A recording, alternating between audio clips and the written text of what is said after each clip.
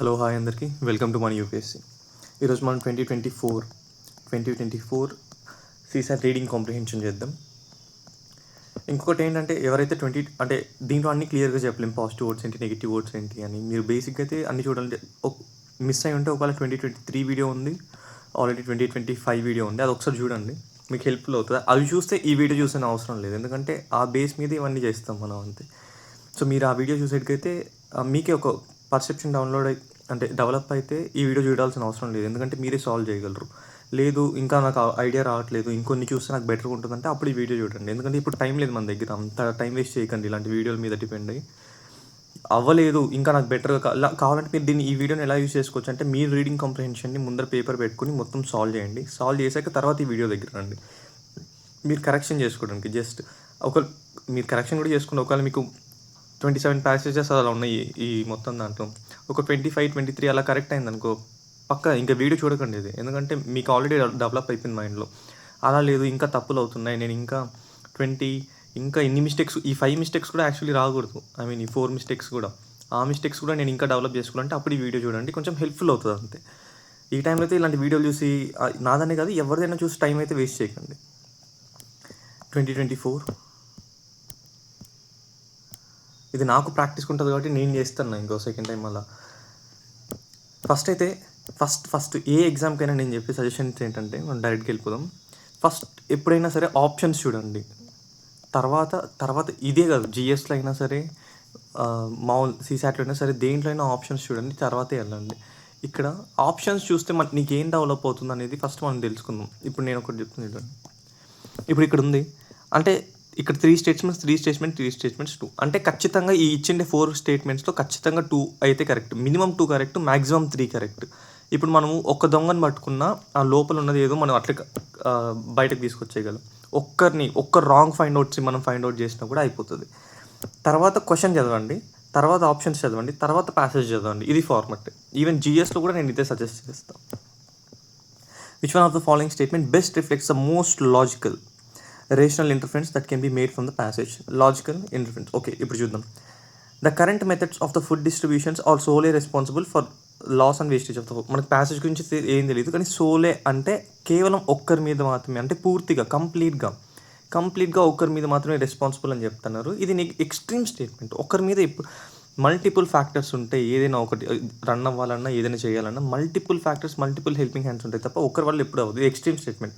1 తీసేయచ్చు, ఈ 1 అనేది రాంగ్. ఇప్పుడు జస్ట్ వెళ్ళి మీరు 1 లేనిదే ఆన్సర్ అంతే, ఇంకా స్టార్టింగ్ చెప్పచ్చు. అప్పుడు ఎక్కడ ఉంది, ఆబ్వియస్లీ ఆన్సర్ బి అంతే. ఇంకొకసారి మీరు క్రాస్ చెక్ చేసుకోవాలంటే అన్ని స్టేట్మెంట్స్ ఒకసారి చదవండి. Land productivity is adversely affected by the prevailing the trend of food loss. చాలా సింపుల్గా ఉంది, ఎక్కడైనా మీకు నెగిటివ్ స్టేట్మెంట్స్ ఉన్నాయా, land productivity is adversely affected by the prevailing trend of food loss and wastage. Obviously true, అంటే positive ఉంది. ట్రూవా లేదా ప్యాసేజ్కి తగ్గట్టు ఉందా అనేది మనకి సెకండరీ. మనకి డౌట్ వస్తే అప్పుడు ప్యాసేజ్ చదువుదాం. Reduction in loss and wastage of the food results in lesser carbon footprints. Lesser carbon ఫుడ్సా, హయ్యర్ కార్బన్ ఫుడ్సా అని ఇదేం జిఎస్ కాదు, మీరు డౌట్ పడి లెస్సరా హయ్యరా అని చదువుకోవడానికి just passage recording.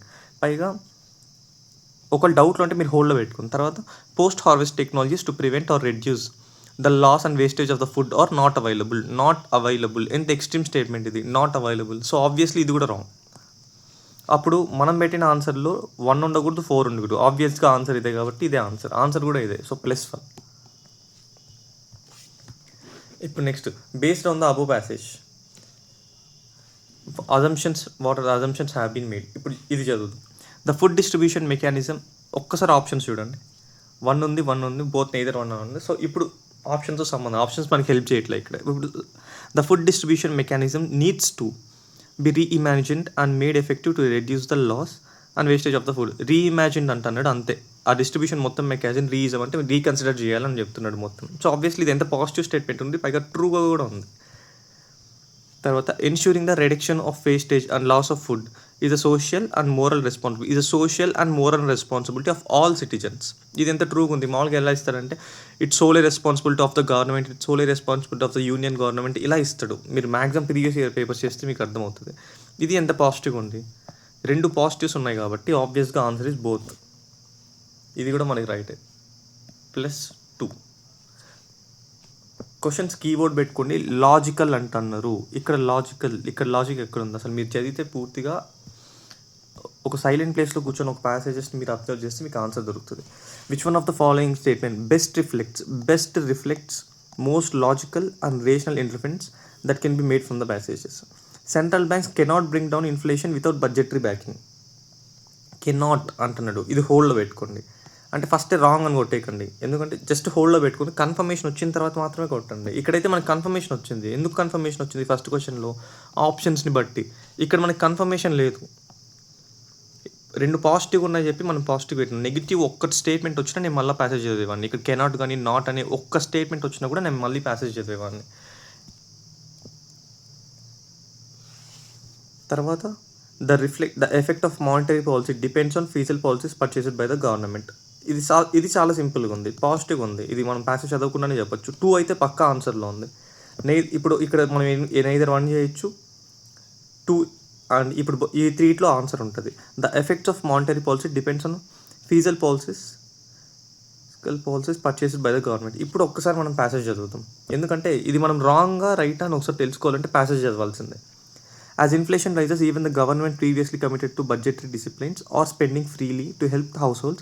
Higher interest rates announced by the central banks are supposed to help produce fiscal authority because to maintain stable debits while paying more to borrow, government must cut down spending or raise taxes. Without the fiscal backup, monetary policies eventually loses attraction. Higher interest rates became inflationary, not disinflationary.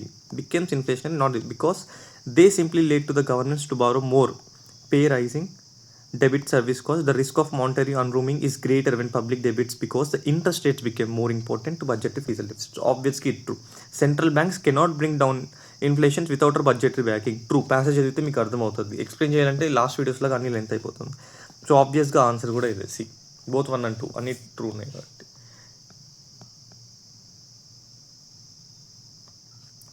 +3. Based on the passage, following assumptions have been made.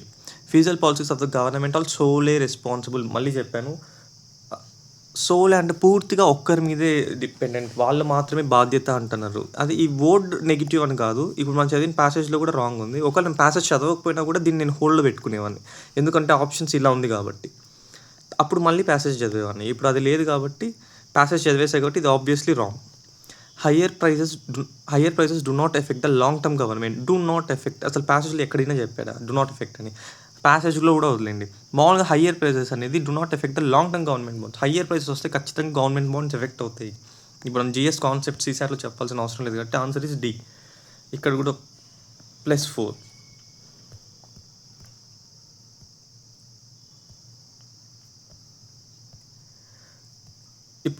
ఇప్పుడు దీనికి options ఏం లేదు, just ఈ 4 కాలమ్స్లో మనం just wrong వన్ని find out చేయాలంతే. Which one of the following statements most logical? Right వన్ని ఫైండ్ అవుట్ చేయాలి, ఇక్కడ లాంగ్ వన్ని కాదు. And rational interference that can be made from above passage. Okay. Curriculum for urban planning courses should have diverse and interdisciplinary approach. అంటే urban planning ఏదైతే మనం చేయాలని ఒక గైడ్ ఉంటుందో ఆ గైడ్లో చాలా డైవర్స్ ప్లానింగ్, ఇంటర్డిసిప్లినరీ అప్రోచ్ ఉంటున్నాడు. పాజిటివ్గా మాట్లాడుతుంది, పైగా మోస్ట్ లాజికల్గా కూడా మాట్లాడుతుంది. ఇంకొకటి, in India city administration is under bureaucracy which lakhs formal training in urban planning and management. అంటే ఏం చెప్తుంది? సిటీ అడ్మినిస్ట్రేషన్ అనేది సిటీ యొక్క మొత్తం కంట్రోల్ అంతా బ్యూరోక్రసీ కింద ఉంటుంది. వాళ్ళు ఏంటి ఫార్మల్ ట్రైనింగ్లో వెనకబడి ఉన్నారని చెప్తుంది. ఇది నెగిటివ్ ఉందా పాజిటివ్ ఉందా మీరే ఆలోచించండి. ఆబ్వియస్లీ నెగిటివ్ ఉంది.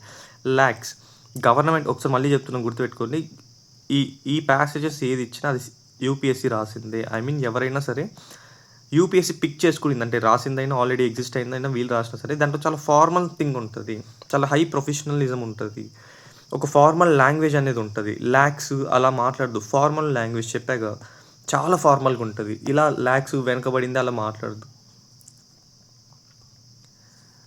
In India the management of urban areas is local affair with a chronic problem of insufficient funds. ఇది కూడా యూపీఎస్సీ అసలు ఇన్సఫిషియంట్ ఫండ్స్, ఇది కూడా నెగిటివ్గా ఉంది. With high density of a population and wide diversity poverty in our urban areas planned development in them is very difficult. Planned development is very difficult అంటున్నాడు. ఒక్కసారి ఉంటుంది, గవర్నమెంట్ దగ్గర ఇంత పవర్ ఉంది, ఇంత రీసోర్సెస్ ఉంది, ఇంత ప్లాన్ డెవలప్మెంట్ వెరీ డిఫికల్ట్ ఎందుకు అవుతుంది? అసలు ఎందుకు అవుతుంది అలా? అంటే అలాంటి ప్యాసేజ్ యూపీఎస్సీ ఇస్తుంది అనుకుంటున్నావు? యూపీఎస్సీ ఒక 10 lakhs ఆస్పిరెంట్స్ రాసిన మెంబర్స్లో యూపీఎస్సీ అలాంటి ప్యాసేజెస్ ఇక్కడ పెట్టి గవర్నమెంట్ని తప్పుపడుతుందా? ఫండ్స్ లేవని, వెరీ డిఫికల్ట్ అని. ఇదేం న్యూస్ పేపర్ కాదు కదా గవర్నమెంట్కి యాంటీ అగ్నిస్ట్ కాదు, ఇది గవర్నమెంట్ పేపర్. గవర్నమెంట్ పేపర్ ఎప్పుడు గవర్నమెంట్కి పాజిటివ్గా ఉంటుంది. ల్యాక్స్ బ్యూరోక్రసీ, గవర్నమెంట్ బ్యూరోక్రసీ మొత్తాన్నే తప్పుపడుతుంది. ఇక్కడ ఫండ్స్ లేవని వాటి యొక్క నిస్సహాయత చూపిస్తుంది, అంటే ఇనేబిలిటీ. ఇక్కడ ఏం చూపిస్తుంది? వెరీ డిఫికల్ట్ అని మళ్ళీ ఇనేబిలిటీ చూపిస్తుంది. So obviously wrong. ఇంకా నువ్వు ఇక్కడ ఉన్న నేను పాజిటివ్ పాయింట్ ఏంటి? Obviously curriculum for urban planning should have diversity. ఒకసారి మీరు ప్యాసేజ్ చదువుకున్నా నాకు ఇదే ఉంటుంది, ఆబ్వియస్లీ ఇదే ఉంటుంది. +5 ఇక్కడ ఉంది మళ్ళీ. Based on the above passage following assumptions have been made. Okay, India needs a new generation of urban professionals with knowledge relevant to modern urban spacing. Okay, ఇండియాకి ఏం కావాలో, అజంప్షన్స్ అంటే జస్ట్ ఊహ, ఆ ఏం కావాలో చెప్తుంది ఊహించి. ఎస్, ఇది ట్రూ, పాజిటివ్గా ఉంది, ట్రూగానే ఉంది, no negative words. Indian universities at present have no capacity. మళ్ళీ చెప్తున్నాను చూడండి, ఇండియన్ యూనివర్సిటీస్ గురించి ఏదైతే ఈ గవర్నమెంట్ తప్పుపడుతుంది, ఇది న్యూస్ పేపర్ కాదు, పదే గుర్తుపెట్టుకోండి. At present have no capacity or potential to impart training in system approach. So obviously true అయితే ఆన్సర్లో ఉండకూడదు. 1 అప్పుడు ఆన్సర్ ఏంటి? 1 పాజిటివ్ ఉంది కాబట్టి 1 ఆబ్వియస్లీ ఆన్సర్ కూడా అదే. +6 మనకి చెప్పండి. ఇప్పుడు ప్యాసేజెస్ కష్టం, అసలు కొన్ని వస్తాయి కష్టంగా, అవి ఎవరేం చేయలేం, టైం పడుతుంది చదవడానికి అంతే. Best reflects central idea of the passage. Constructed a market place of a view social media ensures instant access to information. Ensures instant access to. Okay, ఇది పాజిటివ్గా చెప్పట్లేదు, ఏం చెప్పట్లేదు, జస్ట్ న్యూట్రల్గా ఉంది. సెంట్రల్ ఐడియా అంటుంది, ఇది లాజిక్ అడగట్లేదు, రిఫ్లెక్షన్ అడగట్లేదు, అంటే ప్యాసేజ్ ఏం ప్రతిబింబిస్తుంది, ఏమి చూపిస్తుంది, ఏం చెప్పాలనుకుంటుంది అడగట్లేదు. సెంట్రల్ ఐడియా, అసలు ప్యాసేజ్ లోపల ఏముంది, మెయిన్గా థీమ్ ఏముంది అని అడుగుతున్నాడు. ఇది థీమ్ లాగే ఉందిగా. థీమ్ అంటే ఏంటి? ఇప్పుడు సపోజ్ ఒక ఫారెస్ట్ ఉంది, వైల్డ్ లైఫ్ శాంచురీ ఉంది. వైల్డ్ లైఫ్ శాంచురీ థీమ్ ఏంటి? జస్ట్ వైల్డ్ లైఫ్ అనిమల్స్ని ప్రొటెక్ట్ చేయడం, ఇది థీమ్. అలా కాకుండా వైల్డ్ లైఫ్ శాంచురీకి లాజిక్ అడిగాడు అనుకో, అంతమైపోతున్న వైల్డ్ లైఫ్ని అన్నిటిని ఒక చోట పేర్చి దాన్ని అది ఒక చోట పేర్చి సెక్యూర్గా సేఫ్గా చూసుకోవడం, అది లాజిక్ అవుతుంది. థీమ్ అంటే ఏంటి? జస్ట్ అన్నీ ఒక చోట ఉంటాయి, వైల్డ్ లైఫ్ని హ్యాపీగా చూసుకుంటారు, ఇది జస్ట్ ఒక థీమ్, దాని యొక్క థీమ్. లాజిక్ అంటే ఎందుకు అవి అక్కడ పెట్టినాం అనేది లాజిక్. అవి అక్కడ ఎందుకు ఉన్నాయి, అసలు అక్కడ పెట్టడానికి కారణం ఏంటి అనేది థీమ్. సో ఇది న్యూట్రల్గా ఉంది, థీమ్కి మ్యాచ్ అవుతుంది కూడా. Second thing, social media are not ideal or a moral institutions but a product, not are a moral institution but a product built by companies to make profits. అంటే ఈ social media అనేది అసలు ఒక normal moral ఇన్స్టిట్యూషన్గా లేవంట. ఒకవేళ అలాంటి moral ఇన్స్టిట్యూషన్గా లేకపోతే government ఎందుకు ప్రమోట్ చేస్తుంది? ఇప్పటి వరకు ఎందుకు దాన్ని అలానే సస్టైన్ చేస్తుంది, కంటిన్యూ ఎందుకు చేపిస్తుంది? ఆబ్వియస్లీ ఇదైతే రాంగ్, అలా ఆలోచించిన రాంగ్. ఇంకోటి ఏంటంటే నారో స్టేట్మెంట్, ఇది కంపెనీస్ ప్రాఫిట్ చేసుకోవడం గురించి మాత్రమే మాట్లాడుతుంది. ఏ ప్యాసేజ్ అయినా సరే, ఒక గవర్నమెంట్ రెప్యూటెడ్ పేపర్లో ఇచ్చిన ఒక ప్యాసేజ్ కేవలం కంపెనీస్ ప్రాఫిట్ గురించి మాట్లాడుతుందా? అలా మాట్లాడితే ఆ ప్యాసేజ్కి ఈ పేపర్లో వచ్చే అర్హతే లేదు. సో ఆబ్వియస్లీ ఇది రాంగ్, నెగిటివ్ ఉంది. Social media have been created to strengthen democracies. ఇక్కడ కూడా నారో స్టేట్మెంట్. ఇక్కడ కంపెనీస్ గురించి ఎట్లా మాట్లాడుతుందో ఈ సోషల్ మీడియా అని చెప్తున్నా. సోషల్ మీడియా గురించి మాట్లాడాలంటే రకరకాలుగా మాట్లాడాలి. అంటే డెమోక్రసీని స్ట్రెంథెన్ చేస్తుంది, పబ్లిక్స్ వాయిస్ని సపోర్ట్ చేస్తుంది, వాయిస్లెస్కి వాయిస్ అవుతుంది, అలాంటి నెగిటివ్స్ గురించి మాట్లాడుతుంది, అన్ని గురించి మాట్లాడుతుంది. ఇక్కడ ఓన్లీ ఒక సోషల్ మీడియా జస్ట్ డెమోక్రసీస్ గురించి మాత్రమే మాట్లాడుతుంది. Narrow statement. పైగా సోషల్ మీడియా క్రియేట్ చేసింది డెమోక్రసీని స్ట్రెంథెన్ చేయడానికి. ఇంకా obviously wrong. Social media create చేసింది ఎందుకు? బేసిక్గా ప్రాఫిట్స్ కోసమే. కంపెనీస్ అనేది ప్రాఫిట్స్ కోసం చేశారు.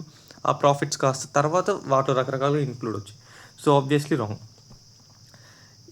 In today's world social media are inevitable for well informed social life. అంటే సోషల్ మీడియాని మన జీవితంలో నుంచి తీయలేము అనే మన యొక్క అడిక్షన్ గురించి మాట్లాడుతున్నాడు. అంటే ఈ అడిక్షన్ అనేది ఏంటి? నెగిటివ్ వర్డ్, పాజిటివ్ వర్డ్, మీరే ఆలోచించండి. ఇన్ఎవిటబుల్. సో ఇది రాంగ్. సో ఆబ్వియస్లీ ఇక్కడ పాజిటివ్ ఉన్నది ఏంటి? Constructed as a market place అన్న ఏమవుతుంది? మార్కెట్ అంటే ఏంటి? Exchange, cell. సోషల్ మీడియా అదే కదా జరిగేది. కంపెనీస్ ఏంటి, ఒక యాప్ని తయారు చేసి వాటి ప్రాఫిట్స్ కోసం వదులుతుంది. జనాలు దానికి వాడుకుంటారు, కొంతమంది మంచికి చెడుకి అన్నిటికీ వాడుకుంటారు. రిటర్న్లో అది ఏమిస్తుంది, యాడ్స్ పబ్లిష్ చేస్తుంది. యాడ్స్ వీళ్ళకి అమ్ముతుంది, రెవెన్యూ వాళ్ళు తీసుకుంటుంది. వీళ్ళు బాగా పర్ఫామ్ చేస్తే ఆ రెవెన్యూలో వీళ్ళకి షేర్ ఇస్తుంది. అదే కదా సోషల్ మీడియా. అందుకు మార్కెట్ ప్లేస్, ఇంత పెద్ద థియరీని మార్కెట్ ప్లేస్ అనే ఒక చిన్న వర్డ్తో కంపైల్ చేశాడు. సో ఆబ్వియస్లీ బ్రాడ్ స్టేట్మెంట్ ఇది. Of views social media insures instant access to information. Obviously అది కదా, social media instant access to information. మీరు అప్పుడు అహ్మదాబాద్ ఫ్లైట్ క్రాష్ అయినప్పుడు కూడా ఫస్ట్ న్యూస్లో కన్నా సోషల్ మీడియాలోనే వచ్చింది, అంత ఇన్స్టాంట్గా ఉంటుంది. సో ఆబ్వియస్లీ బ్రాడ్ స్టేట్మెంట్ మాట్లాడుతుంది, పాజిటివ్గా మాట్లాడుతుంది, కాబట్టి ఇదే ట్రూ. ప్లస్ 6 అయింది, 7. మీరు ఎక్కడైనా ఇక్కడ కష్టంగా అనిపిస్తే మీరే ఆలోచించుకోండి. మీకు కష్టంగా అనిపిస్తుందంటే మీకు ప్రాక్టీస్ లేదని. ఒకసారి మీరు ప్రాక్టీస్ చేయండి, ఖచ్చితంగా మీకు కష్టం అనిపించదు. అందరూ చేయగలరండి, ప్రతి ఒక్కరు చేయగలరు. ప్రాక్టీస్ ఇంపార్టెంట్ అంతే. Based on the above passage, the following assumptions have been made. Internet is not inclusive enough. గుర్తుపెట్టుకుని, ఇది జస్ట్ సరిపోవట్లేదు అనే మీనింగ్తో ఉంది. Not inclusive enough. ఓకే, ఇది మీనింగ్ పక్కన పెడదాం. Internet can adversely effect the quality of politics in a country. ఇదైతే పాజిటివ్గా. అడ్వర్స్లీ ఎఫెక్ట్ అనేది ఇది ఎంత ఫార్మల్ లాంగ్వేజ్లో కూడా ఉంది చూడండి. Internet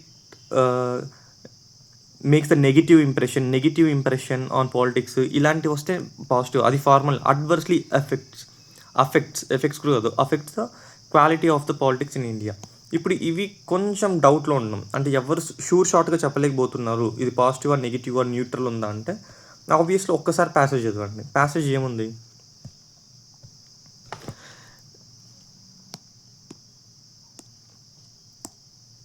not every voice on internet commands the same kind of audience.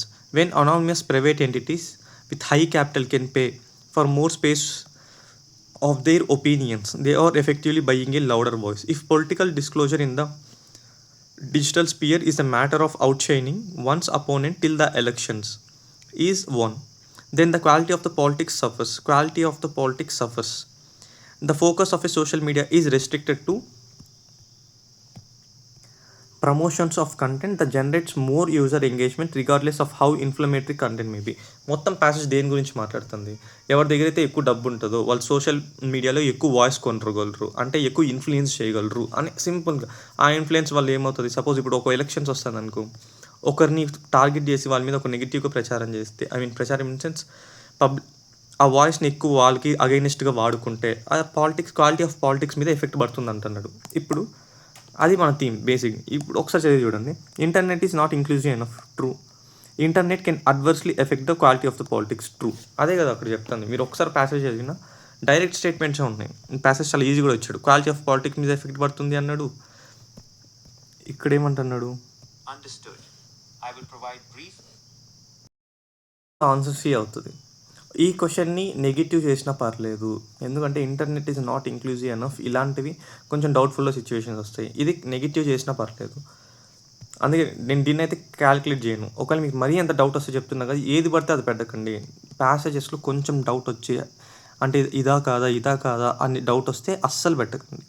ఎందుకంటే పొరపాటున మీరు 1 కాదని 2 పెట్టేశారే అనుకో, మీరు లాస్ అయ్యేది, నేను చెప్తున్నా కదా, 0.83 మార్క్స్ కాదు, మీరు లాస్ అయ్యేది 2.5 + 0.83. ఇది పాజిటివ్ అయ్యి ఉంటే ఇన్ని వచ్చేది. ఇప్పుడు పాజిటివ్ మార్క్స్ పోగా ఇన్ని మార్క్స్ మీకు అడిషనల్గా పోతున్నాయి, అంటే మీకు ఎంత 3.33 మార్క్స్ పోతుంది. ఒక్క క్వశ్చన్ మీరు నెగిటివ్గా మన దీంట్లో పెడితే, ఒక్క క్వశ్చన్ పెడితే. సో ఆబ్వియస్లీ ఇలాంటివి చేయకండి. దీన్ని నేను కౌంట్ కూడా చేయను. మరి ఇది అంటే జస్ట్ న్యూట్రల్గా వదిలేసేయండి అంతే. లేదు నాకు షార్ట్గా నాకు అర్థమైంది ప్యాసేజ్, నేను పెట్టగలను అనుకుంటే అప్పుడు పెట్టేయండి. ఇక్కడ ఏమైనా క్వశ్చన్ మిస్ చేసామా, లేదు కదా. Okay, next based on the above passage the following assumptions have been made. ఈ కీవర్డ్స్లో క్వశ్చన్స్లో ఎప్పుడైనా ఇచ్చినప్పుడు కీవర్డ్స్ బాగా ఫైండ్ అవుట్ చేసి మనం రౌండ్ ఆఫ్ చేయాలి. అదే మనం ఇప్పుడు ఏముంది, జస్ట్ ఏం లేవు, ఆప్షన్స్ ఇలా ఉన్నాయి, ఇది గుర్తుపెట్టుకుని ఇలా ఉన్న ఫస్ట్ ఆప్షన్స్ అందుకే చెక్ చేయండి అనేది. ఇప్పుడు ఏంటి ఇలా ఉంది, సో ఆబ్వియస్లీ 2 పాజిటివ్గా ఉన్నాయా, 1 నెగిటివ్గా ఉన్నాయా అని చూడాలి, అంటే 2 నెగిటివ్గా ఉన్నాయా అని చూడాలి అంతే మనం ఇక్కడ. For effective school education parents have greater role than governments. ఇప్పుడు చూడండి ఈ క్వశ్చన్ని మీరే ఒకసారి చదవండి.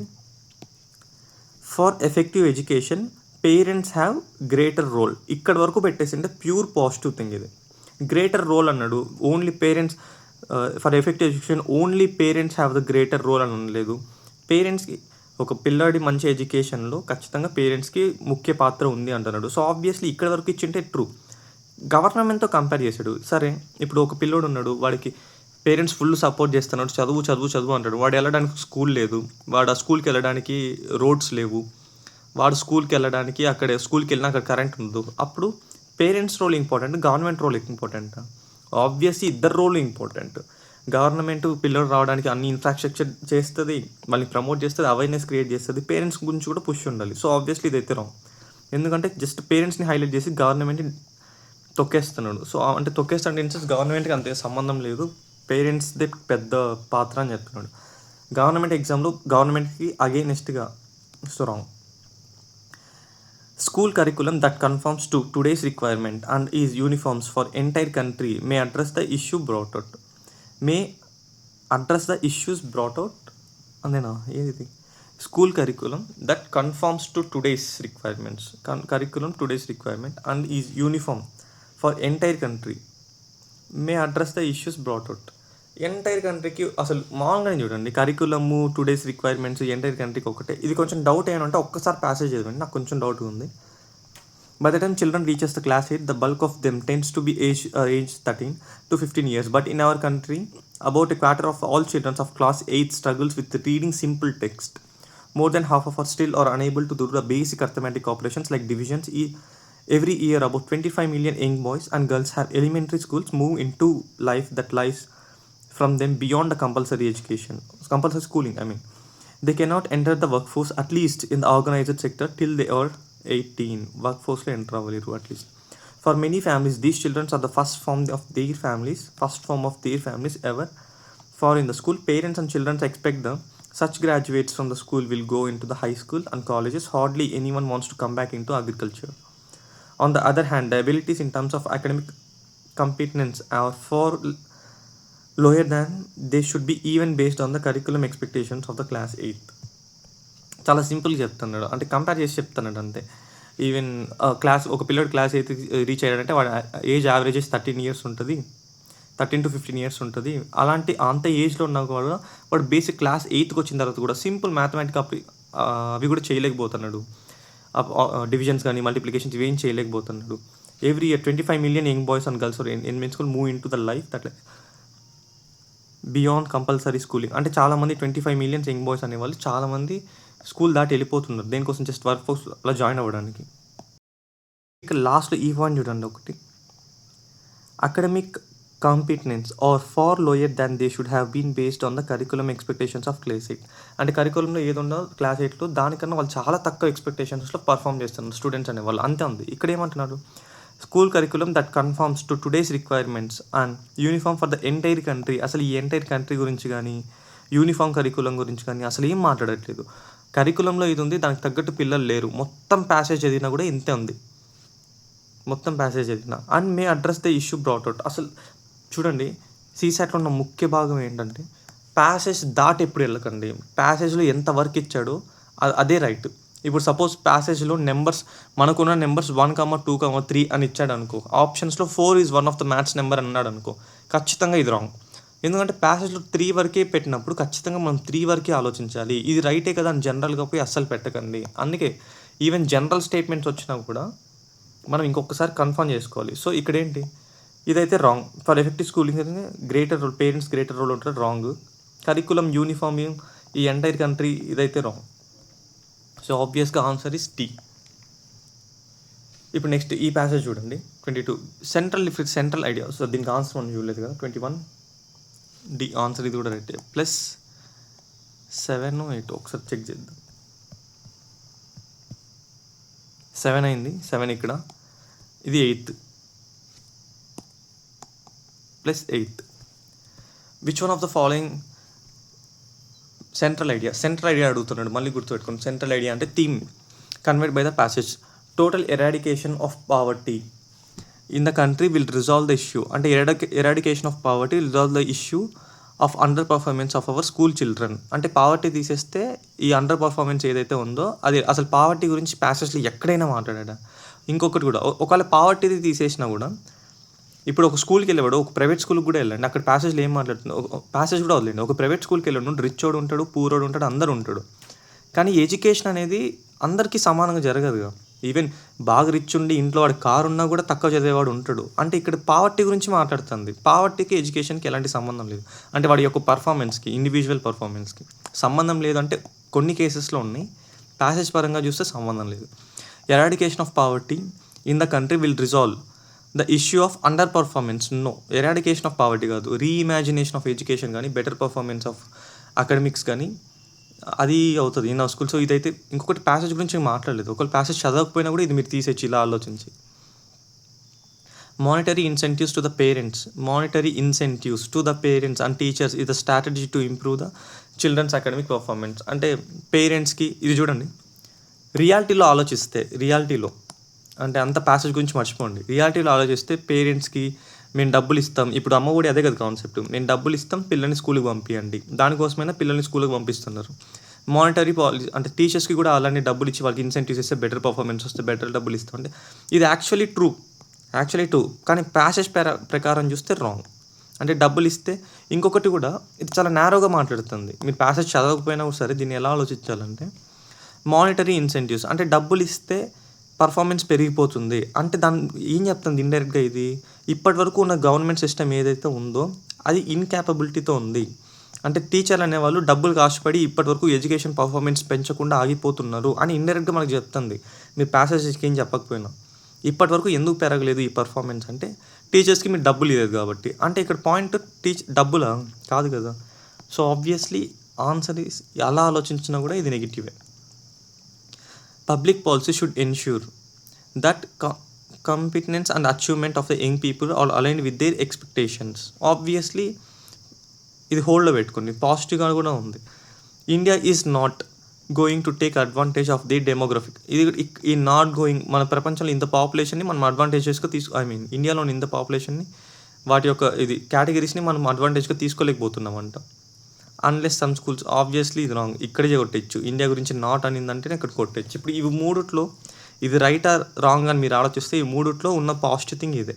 సో ఆబ్వియస్లీ ఆన్సర్ ఇస్తే. ఇంకొకటి ఇక్కడ కూడా ఏం చెప్తాను ఒకసారి చూడండి.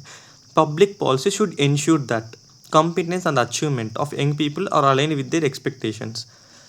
ఈ అచీవ్మెంట్స్ కాంపిటెన్స్ వాళ్ళకు తగ్గ ఎక్స్పెక్టేషన్స్ని దానికి తగ్గట్టు అలైన్ చేయాలి. అంటే ఆ రెండు ఒకే ఫ్రీక్వెన్సీలో మనం పెట్టాలి అన్నట్టు మాట్లాడుతుంది. ఇదేం సెంట్రల్ ఐడియా మొత్తం, అది కూడా అదే కదా మాట్లాడుతుంది. Once go back to agriculture, work force, ఇవన్నీ ఉన్న డిసడ్వాంటేజెస్. వీటిని అలా కాకుండా దీన్ని ఒక పాజిటివ్ వేలో తీసుకొస్తే, వీళ్ళు మంచి పర్ఫార్మెన్స్ ఇస్తే వీళ్ళకి ఏం దక్కుతుంది అనే దాంట్లో మనం తీసుకొస్తే ఖచ్చితంగా అదే పాసిబుల్ అవుతుంది. సో ఆబ్వియస్గా ఆన్సర్ ఇస్ సి +9.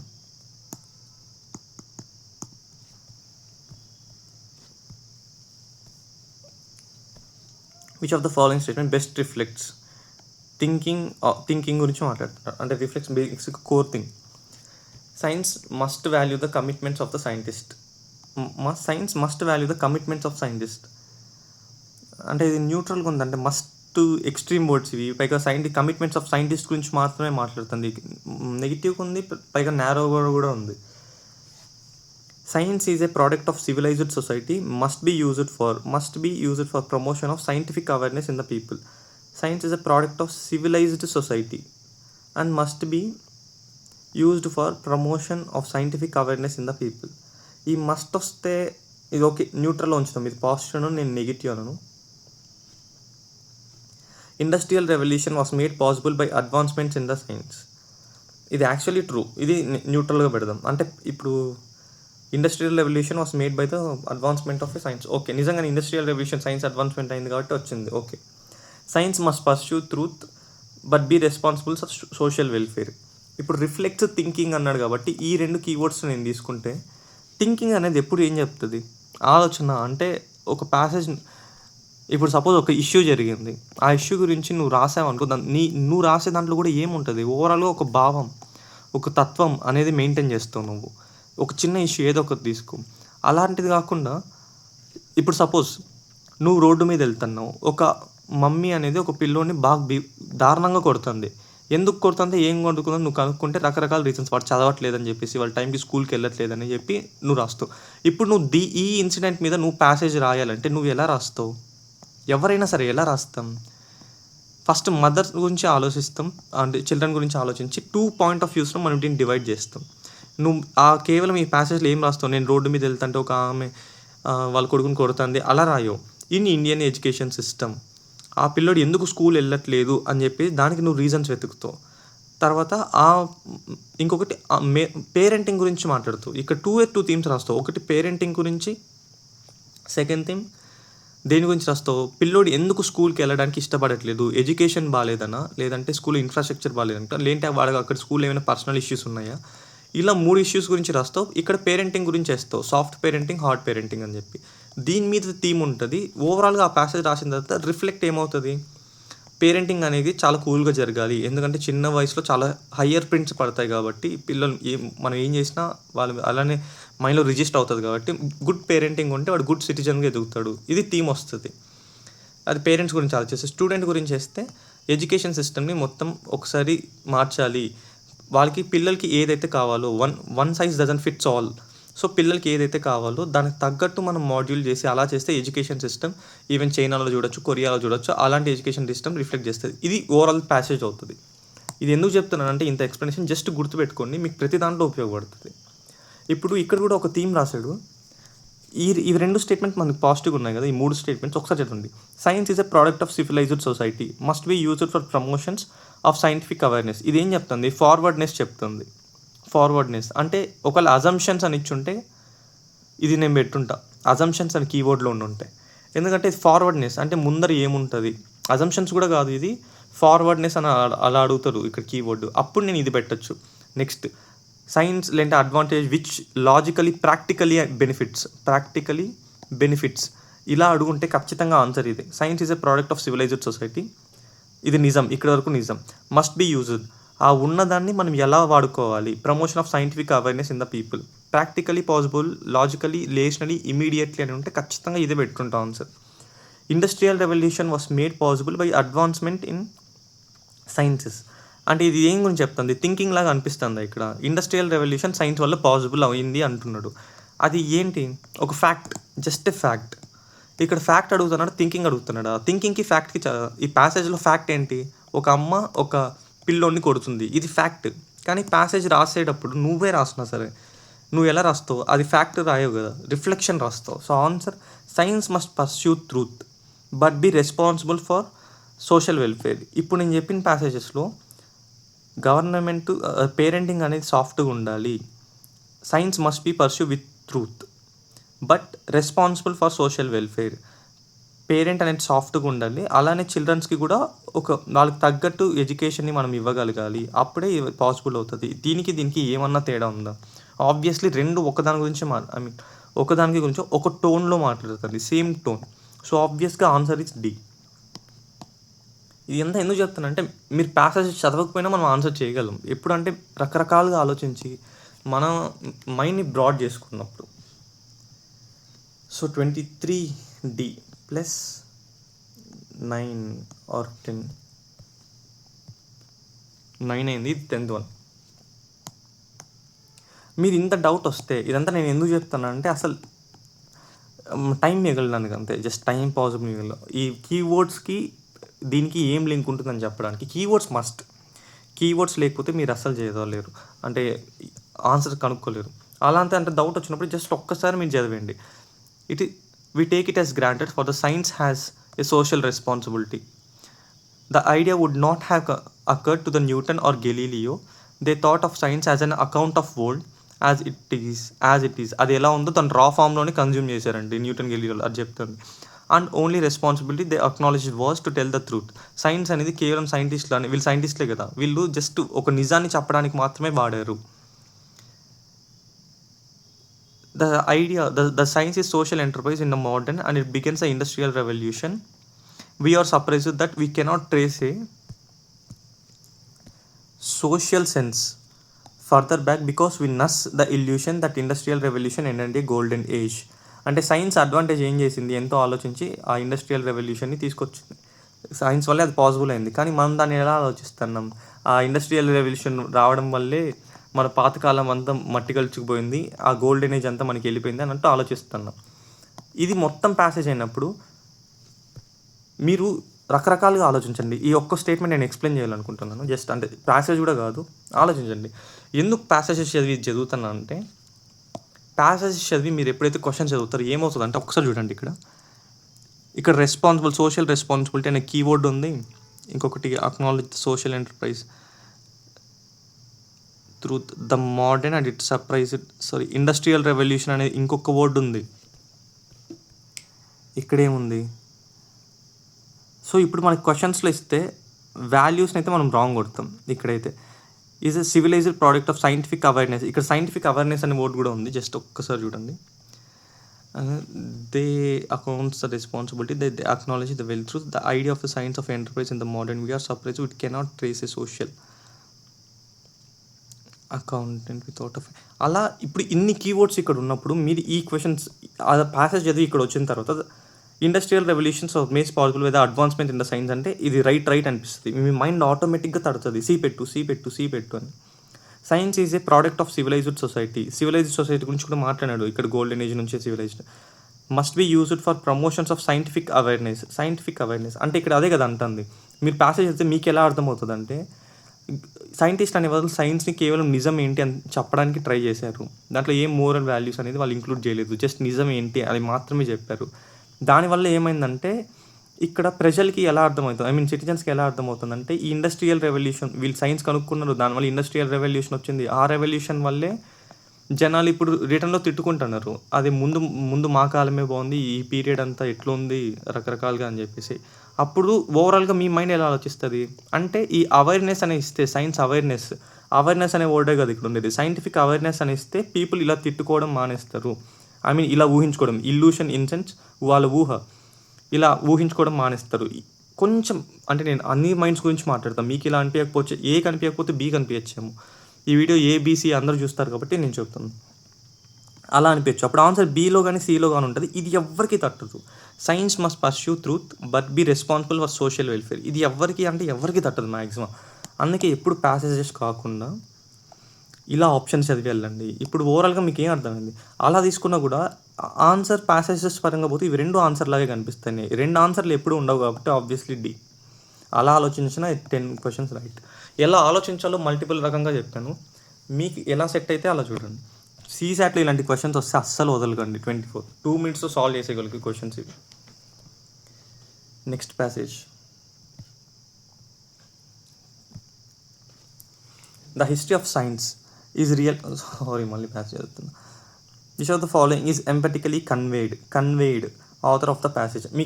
నాకు అర్థం కావట్లేదు, దీని కీబోర్డ్ తెలియదు అంటే జస్ట్ సైడ్లో పెట్టండి. అన్నీ తెలియాల్సిన అవసరం లేదు, బేసిక్ నాలెడ్జ్తో మనం సాల్వ్ చేయగలం. ఇప్పుడు ఏంటి ఆప్షన్స్ ఇలా ఉన్నాయి. సో ఇక్కడ మనం చదవాల్సిందే, అంటే మనకు ఆప్షన్స్ లేదు. ఏదైనా ఒక నెగిటివ్ కనిపిస్తే హోల్డ్లో పెట్టుకుని ప్యాసేజ్ చదవండి. Without science man kind could not have continue to exist till today. అంటే సైన్స్ లేకపోతే మానవుడు అనేవాడు ఈ మనుగడ అనేది ఉండకపోవచ్చు అని అంటే చెప్తుంది. ఇది సైన్స్ అంటే ఏంటి ఒకటి చెప్తాను చూడు. ఇప్పుడు బేసిక్ మనమే ఆలోచిద్దాం. ప్యాసేజెస్ ఏమిద్దామని చెప్తాం. ఫస్ట్ మనం దీన్ని నెగిటివ్గా పెట్టాలా, పాజిటివ్గా పెట్టాలా, హోల్డ్లో పెట్టాలా అని మనకు తెలియాలిగా. సో నేను చెప్పనండి, ఇప్పుడు సపోజ్ భూమి, సైన్స్ అనేది ఏం చెప్తుంది, భూమి ఫస్ట్ ఒక ఫ్లాట్గా ఉంది అనుకున్నారు. తర్వాత నెక్స్ట్ ఏమైంది, ఎర్త్ అనేది ఫ్లాట్గా ఉంది అనుకున్నారు. తర్వాత స్టేషన్లో అది రౌండ్గా ఉంటుందని అర్థమైనారు. తర్వాత అది ఓవెల్గా ఉంటుంది అని చెప్తున్నారు. ఇది సైన్స్. ఈ సైన్స్ లేకపోయినా సరే మనిషి భూమి ఎర్త్గా ఉందా ఫ్లాట్గా ఉందా అని లేకపోయినా మనిషి ఇక్కడ బతికేసినాడు. సైన్స్ అనేది వాడు చుట్టూ ఉన్న దాన్ని అసలు ఏం జరుగుతుందో అని తెలుసుకోవడం సైన్స్. అది లేకపోతే మానవుడు మనుగడ లేదు అనేది ఇంపాసిబుల్. అలానే అయితే అసలు మన ఏన్షియంట్ కాలంలో మీసోలిథిక్ అలాంటి పీరియడ్స్లో మనుషులు ఎలా బతికాడు సైన్స్ లేని కాలంలో. సో ఆబ్వియస్లీ ఇదైతే ట్రూ. ఎలా చూసినా ఇదైతే రాంగ్, నెగిటివ్గా ఉంది. Without science man kind could not exist.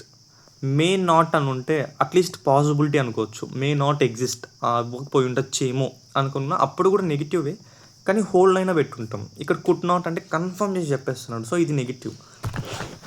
Answer అయితే 1 కాదు, బోత్ 1 and 2 అయితే కాదు. ఇప్పుడు బీలో సిలో డీలో ఉంటుంది ఆన్సర్.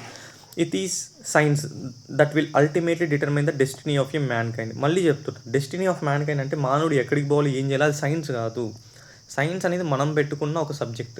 ఆ సబ్జెక్టు, ఆ థీరీస్ అవి ఏమీ రాకముందు కూడా మానవ ఎగ్జిస్టెన్స్ ఉంది. మానవుడు వాడికి కావాల్సిన డెస్టినేషన్ని వెతుక్కున్నాడు. కొంతమంది స్పిరిచువలిజాన్ని ఎత్తుక్కున్నారు, ఇంకొంతమంది కింగ్డమ్స్ని ఎత్తుక్కున్నారు, ఇంకొంతమంది అథారిటీని ఎత్తుక్కున్నారు, రకరకాలుగా ఎత్తుక్కున్నారు. వాళ్ళ డెస్టినీ వాళ్ళు చూసుకున్నారు. వితౌట్ సైన్స్ ఇది మాట్లాడుతుంది. సో ఆబ్వియస్లీ ఇది కూడా రాంగ్. మీకు డౌట్ వస్తే ఒక్కసారి చదవండి. The history of a science is a real history of man kind. ఒకవేళ ప్యాసేజ్ చదివితే మీకు 2 బోత్ 1 and 2 పెట్టేస్తారు. పక్కా చెప్తుండగా ప్యాసేజ్ చదివి అక్కడికి వెళ్తే 1 and 2 పెడతారు. నేను అంటుంది బిగినర్స్ గురించి. నేను మాట్లాడే ప్రతి వీడియోలో కేవలం బిగినర్స్ గురించి మాత్రమే ఉంటుంది. ఎందుకంటే మనం హెల్ప్ చేయాల్సింది వాళ్ళకే. ఆల్రెడీ అన్నీ నేర్చుకున్నట్టు మనం ఏం హెల్ప్ చేస్తున్నాం? బిగినర్స్కి మాత్రమే మనం హెల్ప్ చేయగలం. అన్నీ నేర్చుకున్నప్పుడు మనకు హెల్ప్ చేయాలి. The history of a science is a real history of a mankind. In this, the striking epigram, a 19th century writer links science with its background. Like the most epigramics, its power lies in emphasizing by contrast an aspect of truth which may easily overlooked. In this case, it is easy to overlook the relation between the science and mankind, and to treat the former as some abstract third party, which can sometimes be praised for its beneficial influences, but frequently and conventionally blamed for the horrors of war. Science and mankind cannot diverge from time to time at men's convenience. Yet we have seen that, in spite of countless opportunities of improvement, the opening years of the present period of civilizations have been dominated by the international conflict. In this inevitable results of the progress, the side of science or does not fault lies anyway. అసలు ఏం చెప్పట్లేదు. బేసిక్గా ఒక ఆయన ఉన్నవాడంటే ఆయన సైన్స్కి man కైండ్కి ఒక writer లాగా రాసి లింక్ చేశాడని చెప్తున్నాడు అంతే. ఇది 19th century. ఆయన ఏం చెప్తున్నాడు, ఈ హర్రర్ థింగ్స్ సైన్స్ గురించి ఏదైనా వచ్చిందనుకో, ఇప్పుడు ఈ వార్స్, న్యూక్లియర్ వార్ జరుగుతుంది, దేనివల్ల జరుగుతుంది? ఇప్పుడు ఇజ్రాయిల్ వార్ కూడా తీసుకుంది, దేని గురించి జరుగుతుంది? సింపుల్ ఒకే ఒక పాయింట్, మీరు న్యూక్లియర్ పవర్స్ చేయకూడదు, మీరు న్యూక్లియర్ పవర్స్ చేయడం అనే అథారిటీ ఆపేయాలని అమెరికా దీని మీద చెప్తాడు అంతే. అదొక్కటే పాయింట్. మేము అలా ఆపేస్తాం, మా చుట్టూ ఉన్న కంట్రీస్ దగ్గర అందరి దగ్గర ఉంది, మమ్మల్ని అందరూ తొక్కేస్తారంటే ఏంటి, కొన్ని సంవత్సరాల నుంచి మేము వాళ్ళందరికీ డామినేట్గా నిలబడాలి, మమ్మల్ని ఒక స్టేబుల్ కండిషన్లో వాళ్ళు మమ్మల్ని చూడాలి అనుకుంటే మా దగ్గర ఖచ్చితంగా పవర్స్ ఉండాలి, మేము చేస్తామని వాళ్ళు. సో ఆబ్వియస్గా ఇలాంటి కండిషన్స్ వచ్చినప్పుడు జనాలందరినీ సైన్స్ని తిడతారంట, మంచి ఏదైనా జరిగినప్పుడు దాన్ని అంతా పొగుడతారంట. అది చెప్తుంది horrors of wars, science and man kind cannot B divorced. అంటే సైన్స్ మ్యాన్ అనేది ఎప్పుడు ఒకదాంతో ఒకటి విడిచి ఉండలేదు, ఎప్పుడు ఒకరొకరు పరస్పరంగానే జీవిస్తారు. ఇంకా మొత్తం ఏదో చెప్తుంది, మనకైతే ఇంకా ఏం అడగట్లేదు కదా. ఇప్పుడు మనకు అర్థమైన దాంట్లో without science man kind could not exist, ఇది ఎక్కడ చెప్పలేదు. మ్యాన్ కైండ్ ఒకరి దాంట్లో ఒక పరస్పరంగా ఉంటానని అంటున్నారు తప్ప ప్యాసేజ్లో ఏమి ఇచ్చినాడో చెప్పండి. ప్యాసేజ్లో ఒక్క వర్డ్ అయినా, ఒక స్టేట్మెంట్ అయినా సరే హ్యూమన్ లేకపోతే మనిషి లేరు అని ఇచ్చుంటే ఖచ్చితంగా ఇది మనం చెప్పచ్చు. ఇది తీసుకొని mankind cannot be divorced from time to time. Divorced in sense మీరు ఒకసారి చూడండి, డివోర్స్ అంటే దాని అర్థం ఏంటి? ఇప్పుడు వైఫ్ అండ్ హస్బెండ్ డివోర్స్ తీసుకున్నారంటే ఒకరికొకరు దూరంగా బతుకుతున్నారు అంతే తప్ప ఒకరు లేకపోతే ఇంకొకరు లేరని అర్థం కాదు కదా. మీరు ఇక్కడ తీసుకున్నా సరే, స్టేట్మెంట్ తీసుకున్న ప్యాసేజ్ నుంచి, divorce science humankind divorce అయినారంటే ఒకదాని గురించి ఒకరికి దూరంగా, అంటే సైన్స్ గురించి హ్యూమన్స్కి తెలీదు, అసలు కనుక్కోలేదు. సైన్స్ అంటే కూడా మనకు అలాంటి టైంలో ఇది బతుకుతారు, ఎలా అయినా బతుకుతారు, దూరంగా బతుకుతారు అని అర్థం అంతే తప్ప సైన్స్ లేకపోతే హ్యూమన్స్ లేదు అన్నట్టయితే కాదు. అలా తీసుకున్నా ఇది రాంగే. ఇది science will ultimately determine the destiny of human గురించి ప్యాసేజ్లో ఎక్కడ మాట్లాడలేదు. So obviously wrong. రకరకాలుగా ఆలోచించండి. ఇక్కడ మన ఉద్దేశం రైట్ ఆన్సర్ పెట్టడం కాదు, మన థాట్ ప్రాసెస్ని డెవలప్ చేసుకోవడం. So obviously +11. ఇక లెంత్ ఎక్కువ అవ్వదు, ఎందుకంటే జస్ట్ మీకు ఎక్స్ప్లెనేషన్ కోసం ఇచ్చాను.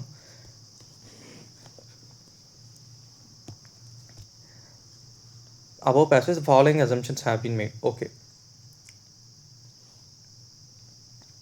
The horrors of assumptions గురించి మాట్లాడుతున్నాను.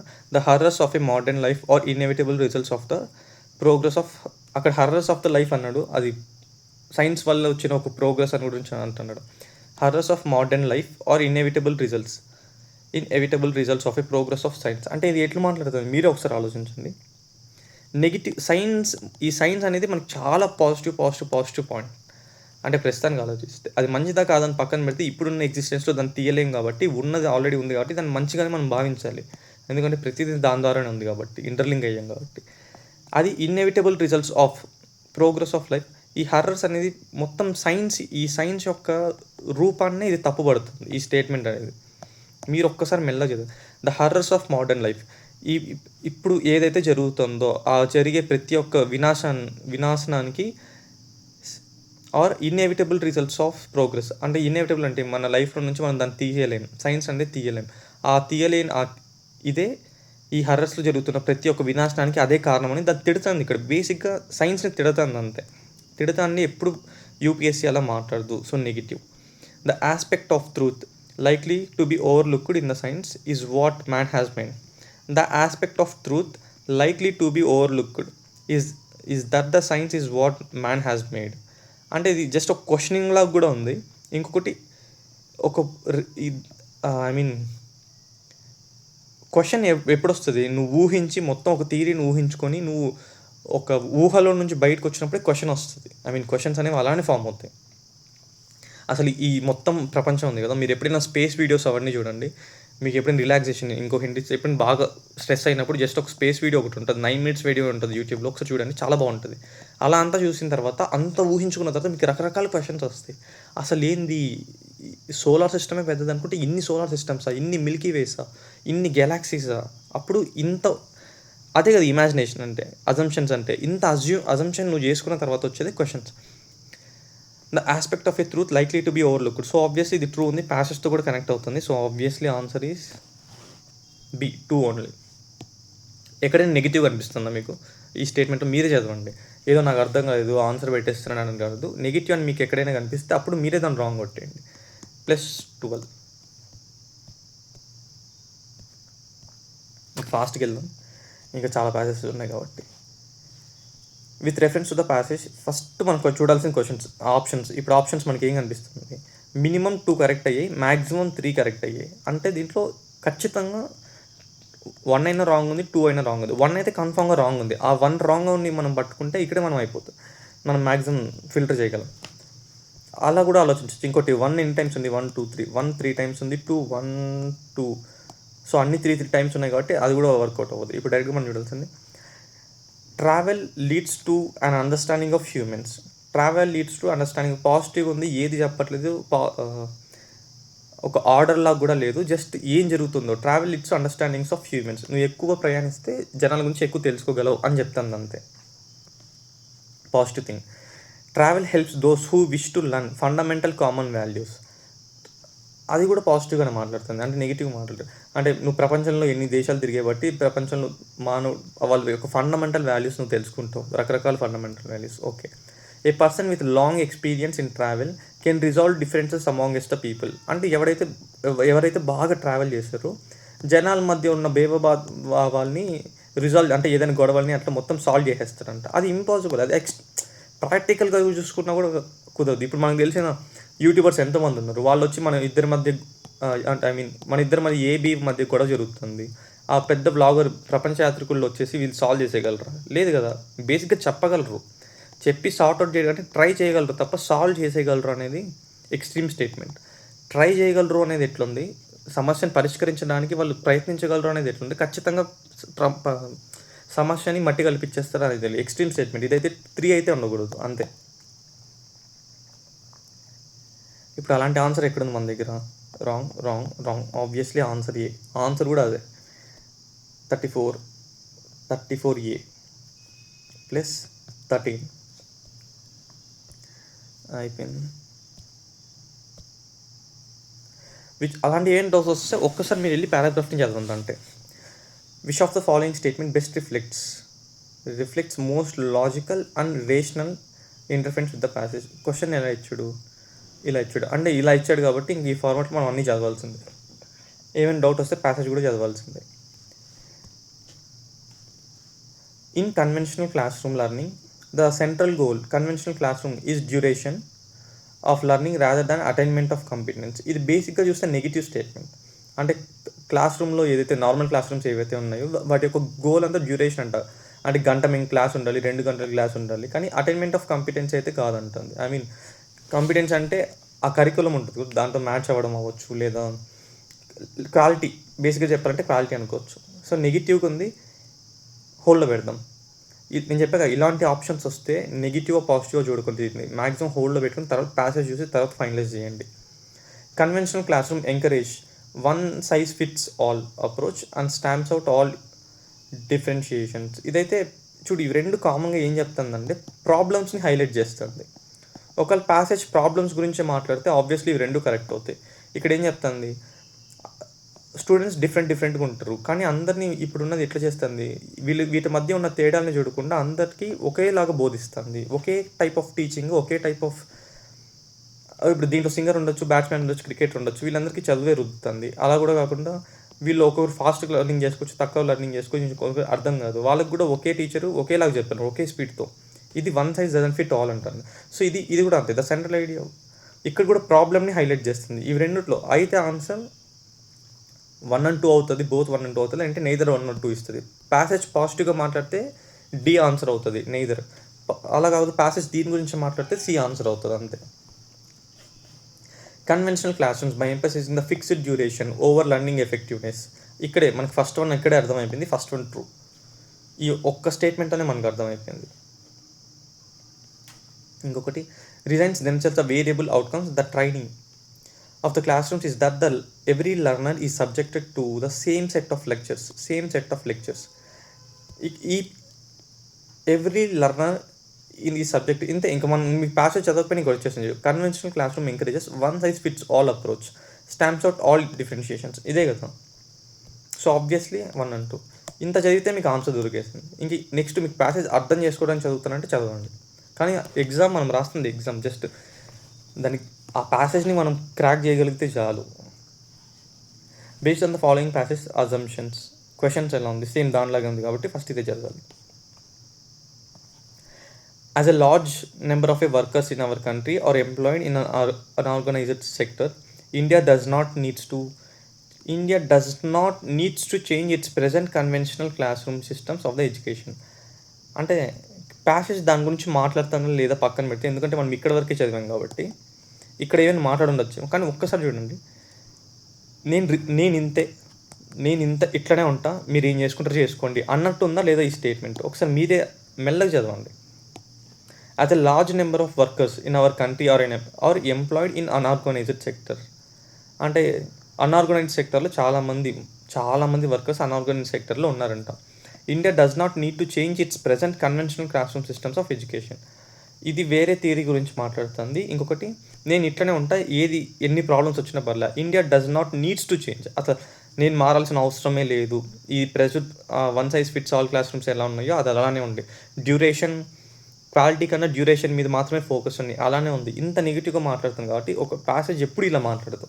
సో నెగిటివ్ ప్యాసేజ్ చెప్తే ప్రాబ్లం గురించి చెప్తుంది, అప్పుడు నెగిటివ్గా ఉంటుంది.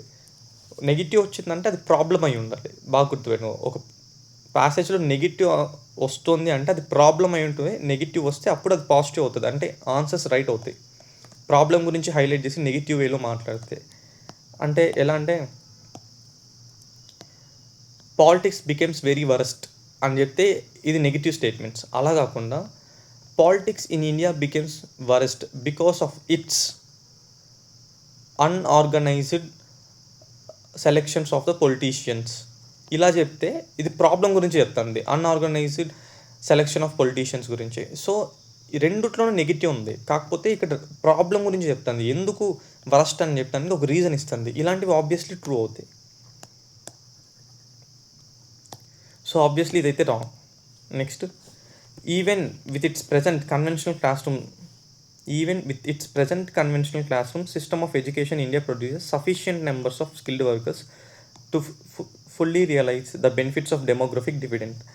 ఒక్కసారి అంటే ఏం చెప్తుందంటే, ఇప్పుడు ప్రస్తుతం క్లాస్ రూమ్స్ ఎలా ఉన్నాయో, అంటే ఈ ప్యాసేజ్ క్లాస్ రూమ్స్ ప్రస్తుతానికి ఎలా ఉన్నాయో దాని గురించి మాట్లాడుతుంది. ఇప్పుడు ప్రజెంట్ ఎలా అయితే క్లాస్ రూమ్స్ ఉన్నాయో అలా ఉన్నా సరే ఇండియాకి వాళ్ళకి కావాల్సినంత sufficient number of skilled workers దొరికేస్తున్నారంట.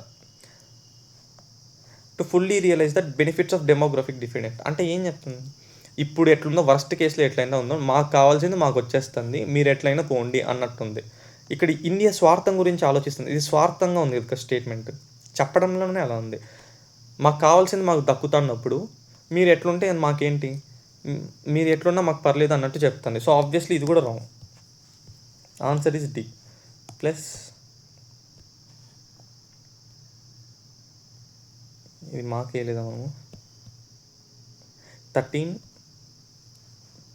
14 plus 15.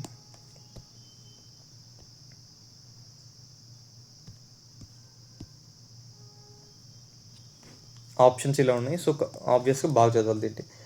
Assumptions. The adolescent does not feel comfortable with his parents because they ten to dominating and assertive. అంటే నేను చెప్పాను, adolescent does not feel comfortable with his parents ఇక్కడ వరకే ఆపేస్తే కళ్ళు మూసుకొని wrong కొట్టేయచ్చు, కళ్ళు మూసుకొని.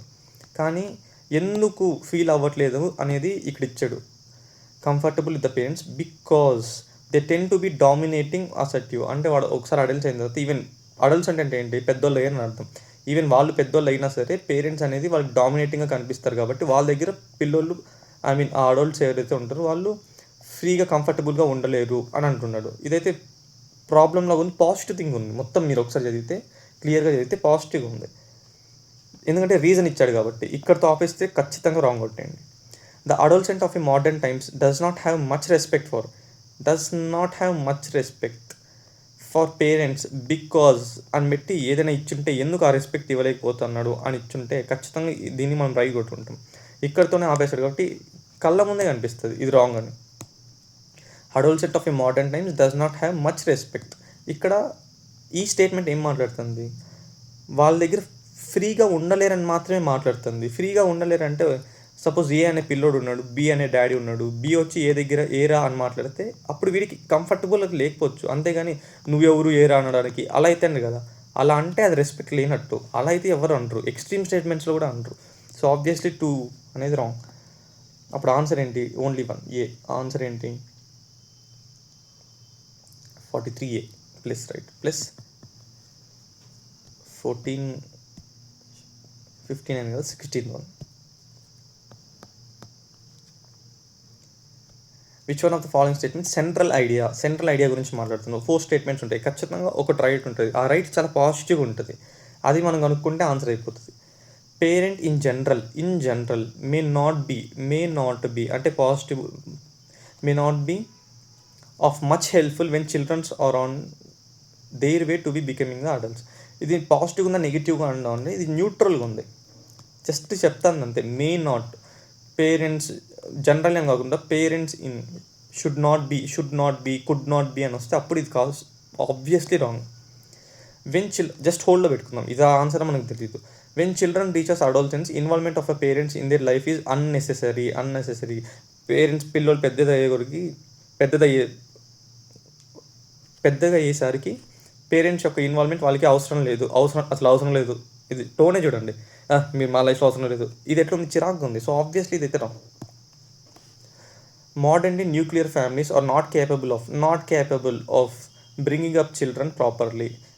చూడు ఇది ప్రాబ్లమే, అంటే ఇది రైట్ రాంగ్గా పక్కన పెట్టండి. వీటి దానికి రీజన్ ఇచ్చుంటే because the parents are busy in the life అలా ఇచ్చేసండి, because the parents are busy in their life అని అలా ఇచ్చేసుంటే అప్పుడు ఈ ప్రాబ్లమ్కి ఇది ఒక రీజన్ ఉంది, అప్పుడు ఇది రైట్ అవుతుంది. కానీ ఇప్పుడు జస్ట్ చూడండి, ఇప్పుడు ప్రజెంట్ ఉన్న ఫ్యామిలీస్ వాళ్ళ చిల్డ్రన్ అంటే వాళ్ళ పిల్లల్ని పెంచడానికి వాళ్ళకి చేత కాదు, మమ్మల్ని పెంచడం కూడా మీకు చేత కాదు అన్నట్టుంది. సో ఇది negative statement. In modern society adolescents tends to be stubborn, disobedient and careless. ఎన్ని negative words, stubborn, disobedient, careless. అంటే ఇది నెగిటివ్ స్టేట్మెంట్. ఇప్పుడు ఏకి డీకి మధ్య అయితే కొంచెం డౌట్ వస్తుంది, అంటే ఇది బేసిక్ నెగిటివ్ అని తెలుసు. ఒకవేళ ప్యాసేజ్ దీని గురించి మాట్లాడితే అప్పుడు మనం రాంగ్ పెట్టేస్తాం. అప్పుడు ఒక్కసారి ప్యాసేజ్ చదవండి. When children reaches adolescence there is option to be conflict between the parents and the child. Since later considers himself to be by now quite capable of managing his own affairs, while the farmers are filled with parental solicitude, which is often a disguise for a love of power. Parents consider usually that the various moral problems which arise in the adolescence are peculiarly their provisions. The options are expressed over and so dogmatic that the young seldom confide in them. They usually do their own way of the secret. అసలు ఎక్కడ కానీ adults అంటే ఇట్లుంటారు అట్లుంటారు అని చెప్పలేదు. ఆబ్వియస్గా మొత్తం statement దీని గురించే మాట్లాడుతుంది. పిల్లోళ్ళు పెద్దగా అయ్యేసరికి వాళ్ళకి మేము పెద్దగా అయ్యాం, వాళ్ళ ఇన్వాల్వ్మెంట్ లేదని పిల్లోళ్ళు అనుకుంటారు, ఇంకా అవసరం లేదు మేము చూసుకుంటాం అని చెప్పేసి. కానీ పేరెంట్స్ యొక్క వాళ్ళ ఒక పేరెంట్స్ క్వాలిటీ ఉంటుంది కదా, అంటే మేము పేరెంట్, సో వీడు ఇంకా వాడి ఒక మోరల్ అఫేర్స్ మేము ఇంకా చెప్పాలి. అలాంటి టైంలో పేరెంట్స్ అనేది వాళ్ళు పిల్లల మీద వాళ్ళ ప్రభావం అనేది ఎంతో కొంత చూపిస్తారు, వాళ్ళ కమాండ్ అనేది చూపుతూనే ఉంటారు అని చెప్తుంది అంతే మొత్తం ప్యాసేజ్. అంటే ఒక అడోల్సెంట్కి వాళ్ళ పేరెంట్కి మధ్య ఉన్న ఆ ఫీలింగ్ ఎలా ఉంటుంది అన్నది, ఫీలింగ్ కూడా కాదు, ఆ డిస్టర్బెన్సెస్ కానీ అవ్వచ్చు, ఏది దాని గురించి మాట్లాడుతాను. So obviously answer is a. ఇది కూడా కరెక్టే. +17. మీరే చదవండి. ఇలాంటి వీడియోస్ ఒకరు చెప్పారు అని ఆన్సర్ మీరు అదే ఫిక్స్ అయితే, అలానే ఫిక్స్ అయితే ఎప్పుడు మీకంటూ సొంతంగా ఏది రాదు. మీరు అన్నీ ఆపేసి మీరు చేయండి, అప్పుడు మీకు వస్తుంది. Statement best reflects most logical, rational, practical. నేను చెప్పాగా ఇలాంటి కీవర్డ్స్ ఇచ్చింటే అప్పుడు ఇచ్చిన ఆన్సర్ ఒకటి ఉంది చూడు, సైన్స్. అప్పుడు ఆ సైన్స్లో ఆప్షన్ బియో సియో కరెక్ట్ అవుతుంది. ఇప్పుడు దీంట్లో ఎలా ఉంది? సో ఆబ్వియస్గా దీంట్లో ఏంటి, ఒకటి పాజిటివ్ ఉంది, అంటే ప్రాక్టికల్ పాజిటివ్ కూడా కాదు, ప్రాక్టికల్గా పాసిబుల్ అయ్యేది ఒకటి ఉంది, మిగిలినవన్నీ ఇంప్రాక్టికల్ ఉంటుంది. అలా అర్థం చేసుకోండి. It is a cheap and practical method to produce limestone and commercial level of building purpose. ఇప్పుడు ఒకసారి బేసిక్గా చెప్పండి. It is a cheap and practical method to produce limestone at commercial level of building purpose. హోల్డ్లో పెట్టుకుంటారంటే హోల్డ్లో పెట్టుకోండి, కానీ ఏది చేయాలంటే బిల్డింగ్ పర్పస్ అది చీప్ అయితే కాదు. మనకి ప్రాక్టికల్గా కూడా చెప్తున్నాడు, లాజికల్గానే కాదు ప్రాక్టికల్గా కూడా. చీప్ అయితే కాదు, కానీ హోల్డ్లో పెట్టుకుంటారంటే పెట్టుకోండి. This can be used as one of the methods of carbon sequestration. Can be used possibility చెప్తుంది, మెథడ్స్ ఆఫ్ కార్బన్ సీక్వెనైజేషన్ అంటే ప్రాక్టికాలిటీ మాట్లాడుతుంది. ప్రాక్టికాలిటీ ఇది ఆబ్వియస్లీ అయ్యే ఛాన్సెస్ ఉన్నాయి. Basalt rock can be made మళ్ళీ positive, made of a good source of a calcium, magnesium, minerals by this method. ఇది కూడా positive మాట్లాడుతుంది. Okay. Good rock dissolving acid can be produced by mixing carbon. ఇవన్నీ ప్రాక్టికల్గా మాట్లాడుతాయి. ఇదైతే wrong, obviously ఇదైతే wrong. BCD ఈ మూడిట్లో ఆన్సర్ ఉంటుంది, ఆబ్వియస్గా మనం చదవాల్సిందే. When international team of scientists pumped a carbon dioxide and a water mix in to the underground basalt rocks, basic chemistry took over. The acidic mixture dissolve rock calcium and magnesium and formed limestone. Basically formed limestone ఇది అల్టిమేట్గా జరిగింది. Basically carbon dioxide is converted in to the stone, exclaimed the scientist. ఇది మాట్లాడుతుంది. ఇప్పుడు మనం ఒకసారి మీరు options చదివితే,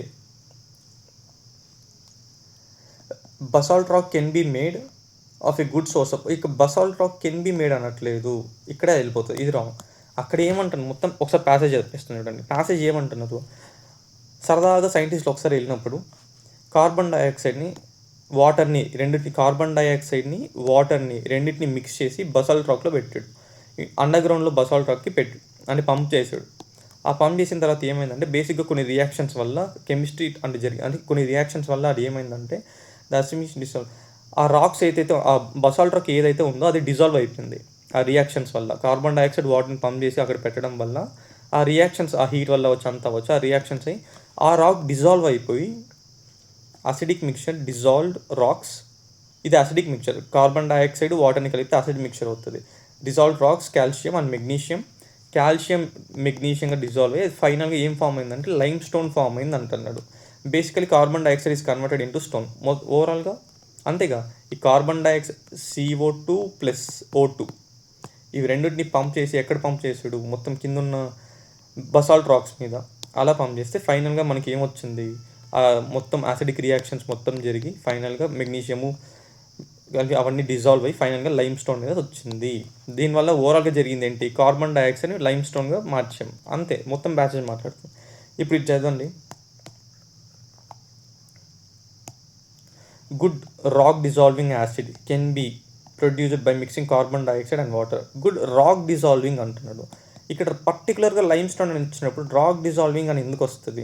రాక్ అనేది ఓన్లీ బసాల్ట్ రాక్ మాత్రమే ఫామ్ అయింది ఇక్కడ పైన చెప్పిన ప్యాసేజెస్లో. రాక్ అంటే జనరల్ టర్మ్ ఏదైనా అవ్వచ్చు. నువ్వు గ్రానైట్ అనేది కూడా రాకే. ఇప్పుడు రాక్ అనేది ఆ సేమ్ CO2 ఆక్సిజన్ కలిపితే ఈ గ్రానైట్ అనేది డిజాల్వ్ అయిపోతుందా? అవ్వదుగా. సో ఆబ్వియస్లీ రాక్ వెరీ జనరల్గా ప్యాసేజ్కి దాటి మాట్లాడేస్తున్నాడు. Wrong. Basalt rock can be made a good source of calcium, magnesium, minerals by this method. Basalt rock calcium magnesium అవ్వలేదు. ఈ కాల్షియం మెగ్నీషియం అయ్యి కూడా లాస్ట్కి ఏమైంది, లైమ్ స్టోన్ అయింది. సో ఆబ్వియస్లీ ఇది ఒక పాయింట్, ఒక స్టేజ్ దాకా మాట్లాడేసి నెక్స్ట్ ఆగిపోతుంది. ప్యాసేజ్ అల్టిమేట్ థింగ్ మాట్లాడట్లేదు. ఇంకొకటి ఇక్కడ మనం అడుగుతుంది ఏంటి, ప్రాక్టికల్గా సజెషన్స్ నువ్వు ఏం చేస్తావు. This can be used as one of the methods of carbon sequestration. అంటే ఈ మోడిట్లో ఆలోచిస్తే ఇది నెగిటివ్ అయ్యే ఛాన్సెస్ చాలా ఉన్నాయి. ఈ ప్యాసేజ్ అయితే ఈజీ ప్యాసేజ్ కాదు. ఈజీ ఇన్ సెన్స్ ఒక రకంగా ఆలోచిస్తే చాలా ఈజీ, ఇంకో రకంగా ఆలోచిస్తే కష్టం. ఎందుకంటే ఒక రకంగా అయితే ఎలా ఆలోచిస్తానంటే, ఇది రాంగ్ అని వెళ్ళిపోయింది, బీలో సిలో డీలో ఆన్సర్ ఉంది, ఇది ప్యాసేజ్లో ఉంది, ఈ బసాల్ట్ రాక్ అనేది, ఈ కాల్షియం మెగ్నీషియం అనేది, రాక్ డిసాల్వింగ్, కార్బన్ మిక్సింగ్, ఇది ప్యాసేజ్లో ఉంది. 2 ఆన్సర్లు రైట్ అని అడుగుతున్నాయి. అప్పుడు ఖచ్చితంగా 2 అవ్వవు. ఒక ప్యాసేజ్కి ఎప్పుడు 2 ఆన్సర్లు ఉండవుగా. అప్పుడు ఆ 2కి కాకుండా ఆడ్ థింగ్గా ఏదవుతావు. ఇవి 2 కొంచెం సిమిలర్గా ఉన్నాయి. ఈ సిమిలర్గా కాకుండా కొంచెం ఆడ్గా ఏదైనా ఉంది అనుకుంటే అదే ఆన్సర్. ఆడ్గా ఉండేదైతే ఆన్సర్ బి, కాబట్టి ఆన్సర్ కూడా అదే. ఇది నేను క్యాలిక్యులేట్ చేయను, యాక్చువల్లీ ఈజీయే. నేను ఇది ఎన్నో క్వశ్చన్ అని రైట్ అయితే 18th క్వశ్చన్ రైట్ అవుతుంది. జస్ట్ మనం అయితే అనుకుందాం, just 18.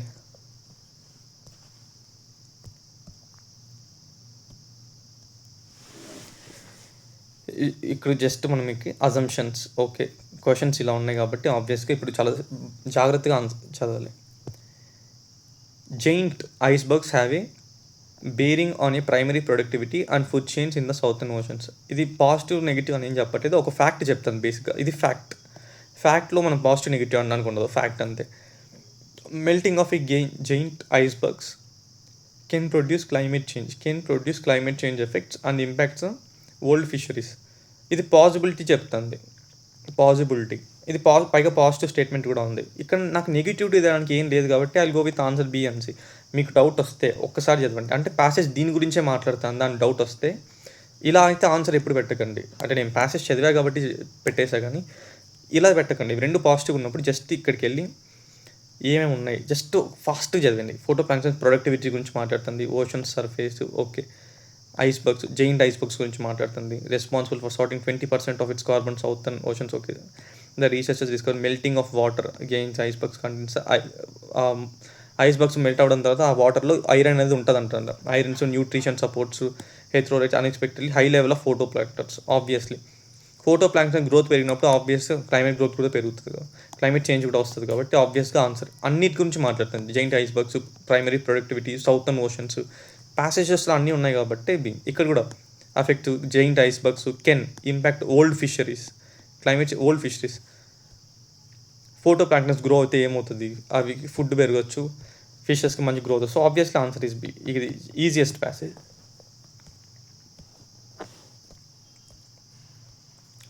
Which one of the following statement best reflects most logical, rational, practical message. సరే ముందు క్వశ్చన్ లాగా, అంటే దీంట్లో ఏదో ఒక్కటి ఉంది ఆ నెగిటివ్, నెగిటివ్ ఇన్ సెన్స్ ఇంప్రాక్టికల్గా ఉండేది, ఆ ఒక్కటి మనం ఫైండ్ అవుట్ చేయాలంతే.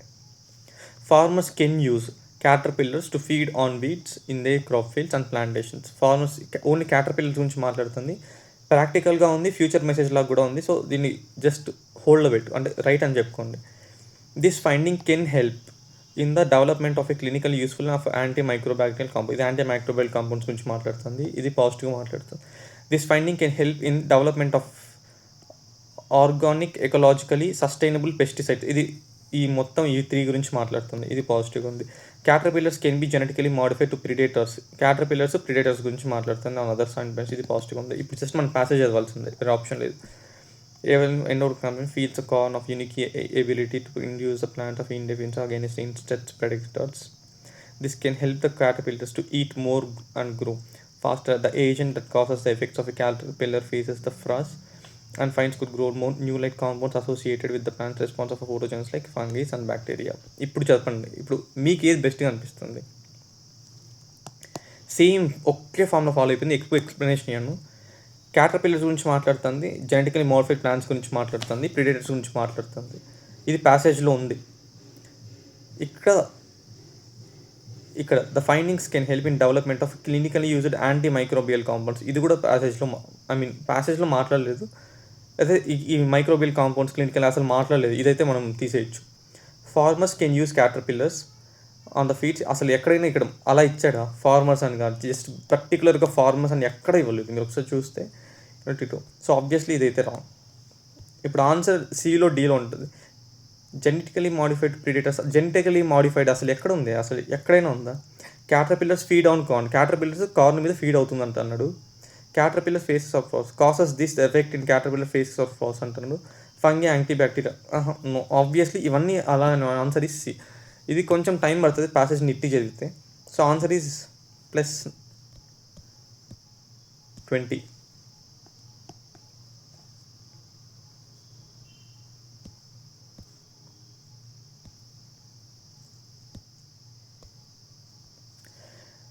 క్రక్స్ అంటే main above the passage. Okay, responsibility media should not distort the real in an ideal democracy.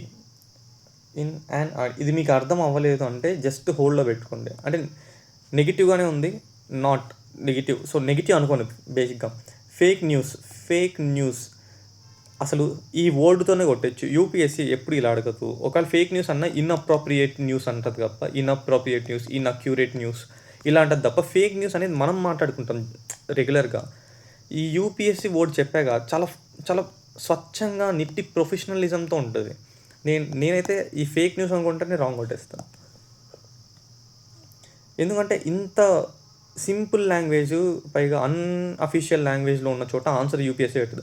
Fake news seems ఇన్హెరిటెంట్ in life of an ideal democracy. అసలు ఇది చెప్తాను, fake news అసలు ఇది రాంగ్, ఆబ్వియస్లీ రాంగ్.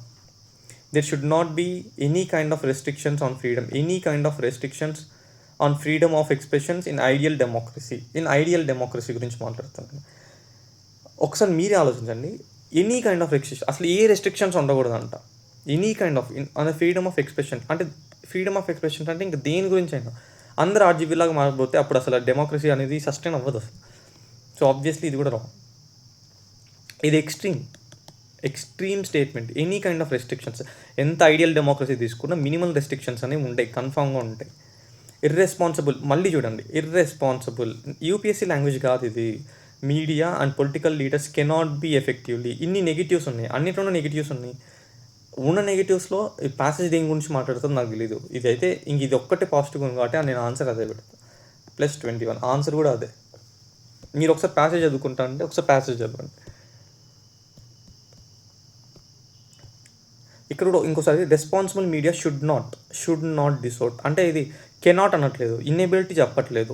నిజంగానే ఒక బాధ్యత కలిగే media should not distort the real in an ideal democracy.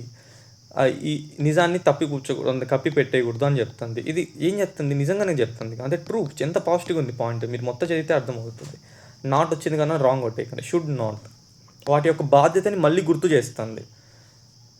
ఈ ఒరిజినల్ మీడియాకి అయితే ఏమైతే బాధ్యత ఉంటుందో, వాళ్ళ రోల్ ఏదైతే ఉంటుందో దాన్ని మళ్ళీ గుర్తు చేస్తుందంటే ఆబ్వియస్లీ అప్పుడు ఆన్సర్ కూడా అయితే మీరు ఒకసారి ప్యాసేజ్ చదివినా కూడా అదే అనిపిస్తుంది మీకు. Next, which one of the following statement best reflects most logical, rational, practical message? Okay, knowledge of a consumer behaviour leads to more capital expenditure in manufacturing sector. అంటే నాలెడ్జ్ ఆఫ్ అంటే customer అని ఎలా behaviour చేస్తారనే knowledge మనకుంటే మనకి ఎక్కువ డబ్బులు వస్తుందని చెప్తాను. ఇన్ మ్యానుఫ్యాక్చరింగ్ సెక్టర్లో ఓన్లీ నేరోగా ఉంది, ఓన్లీ మ్యానుఫ్యాక్చరింగ్ సెక్టర్. జస్ట్ హోల్డ్లో పెట్టుకో, మేబీ ప్యాసేజ్ దాని గురించే మాట్లాడుండొచ్చేమో. Knowledge of consumer behaviour stimulates the growth of commerce. మళ్ళీ సేమ్ నాలెడ్జ్ ఆఫ్ తెలిస్తే growth of commerce and trade. ఇక్కడేమో మ్యానుఫ్యాక్చరింగ్ సెక్టర్ గురించి, ఇక్కడేమో కామర్స్ అండ్ ట్రేడ్ గురించి మాట్లాడు. Helps in economic development of country, overall economic develop అంటే okay, ఇది కూడా హోల్డ్లో పెట్టుకో. Interconnected devices gives a lot of comfort to home users and improve overall quality of a life. ఇది మనం బేసిక్గా చెప్పగలం. ఇంటర్ కనెక్టెడ్ డివైసెస్ అంటే ఏంటి అవ్వచ్చు, మొత్తం ఈ వైఫై, సెన్సార్స్, బ్లూటూత్స్ ఇవన్నీ అవ్వచ్చు. ఇవన్నీ క్వాలిటీ ఆఫ్ లైఫ్ని ఇంప్రూవ్ చేయవు, జస్ట్ హెల్ప్ చేస్తాయి. మీరు బేసిక్గా ఆలోచించండి. ప్యాసేజ్ అయితే ఎప్పుడు ఇలా చెప్పదు. ఈ ఫోన్స్ అనేవి బేస్ని క్వాలిటీ ఎప్పుడు పెంచదు. మన టైంని సేవ్ చేయొచ్చు లేదా ఏదైనా హెల్ప్ఫుల్ అవ్వచ్చు తప్ప ఒక ఇన్ఫర్మేషన్ ట్రై చేయడానికి. క్వాలిటీ ఆఫ్ లైఫ్ని నీ ఇన్నర్ సెల్ఫ్ నుంచి పోతుంది, ఇన్నర్ ఇంజనీరింగ్ నుంచి పెరుగుతుంది తప్ప ఎక్స్టర్నల్ థింగ్స్ గురించి దేని గురించి కూడా నీ క్వాలిటీ ఆఫ్ లైఫ్, నువ్వు పెద్ద కారు కొన్నా కూడా నీ క్వాలిటీ ఆఫ్ లైఫ్ ఏం పెరిగిపోదు, జస్ట్ నీ కంఫర్ట్ మారుతుంది అంతే తప్ప క్వాలిటీ లోపల నుంచి వచ్చేది. So wrong. Interconnect devices can be at security risk and home users may have privacy risk. అంటే ఇది ప్రాబ్లం గురించి చెప్తుంది.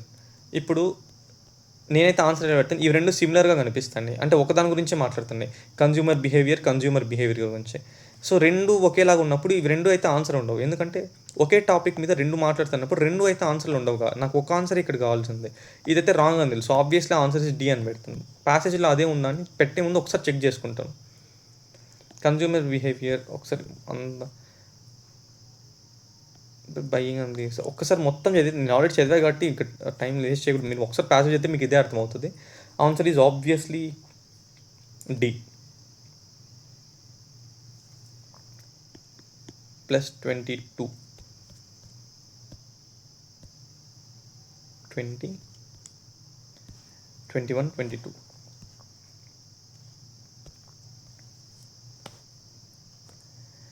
క్రక్స్ ఆఫ్ ద ప్యాసేజ్ ఒకటి ఉంది. ఇప్పుడు మనం బేసిక్గా క్రక్స్ అన్నాడు కాబట్టి దీనిలో మామూలుగా మనం చదువుతాం, ఒక ఆప్షన్ అనేది ఏదో ఒక ఆప్షనే రైట్ ఉంది, మిగిలిన 3 తప్పుకుంటాయి. Environmental sustainability is immensely to our objective of achieving the higher rate of GDP. Environmental sustainability higher rate of GDP గ్రోత్కి ఏమన్నా సంబంధం ఉందా? Obviously wrong. ప్యాసేజ్ ఇచ్చి అలా మాట్లాడడానికి కూడా ఛాన్స్ లేదు. అంటే ఎన్విరాన్మెంటల్ సస్టైనబిలిటీ జీడిపి పెరుగుతుంది, అలా మాట్లాడడానికి కూడా wrong. Poverty eradication is not possible without rapid economic growth and consequent environmental degradation. Environmental degradation without rapid economic growth and consequent of environment. Obviously పావర్టీకి ఎన్విరాన్మెంట్ గ్రోత్కి ఏమన్నా సంబంధం ఉందా? అస్సలు లేదు.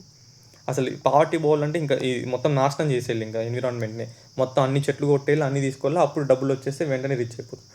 సో ఆబ్వియస్లీ అలా మాట్లాడద్దు, ఎప్పుడు ప్యాసేజెస్ అలా మాట్లాడద్దు. ఒకవేళ పావర్టీకి మల్టిపుల్ కాసెస్ ఉంటాయి. జస్ట్ ఇక్కడ ఈ పావర్టీ పోవాలంటే ఎకనామిక్ గ్రోత్ పెరగాలంటే జస్ట్ ఎన్విరాన్మెంటల్ గురించి మాత్రమే మాట్లాడుతుంది. So obviously wrong. Maintaining high environmental standards is now a prerequisite for achieving a study sufficient and inclusive growth. Maintaining high environmental standards అంటున్నాడు అంతే. Prerequisite for achieving a study, అది చాలా అవసరం. దేనికి? Study sufficient and inclusive growth. ఇది just ఒక theme చెప్తాను, ఇది థీమ్ గుర్తు, జస్ట్ థీమ్. ఓకే, ఇది పాజిటివ్ నెగిటివ్ అని చెప్పాను. Theme with large populations, rampant poverty, large population, rampant poverty, limited resource of today's world, environmental degradation cannot be prevented. అంటే ప్రకృతిని నాశనం చేయడం ఆపడం మన వల్ల కాదు అంటున్నాడు. సో ఆబ్వియస్లీ ఇదైతే రాంగ్. ఇంకా ఆన్సర్ నాకు మిగిలింది ఇదే కాబట్టి నేను I will go with C. మీరు ఒకసారి డౌట్ వస్తే ప్యాసేజ్ చదవండి. +23.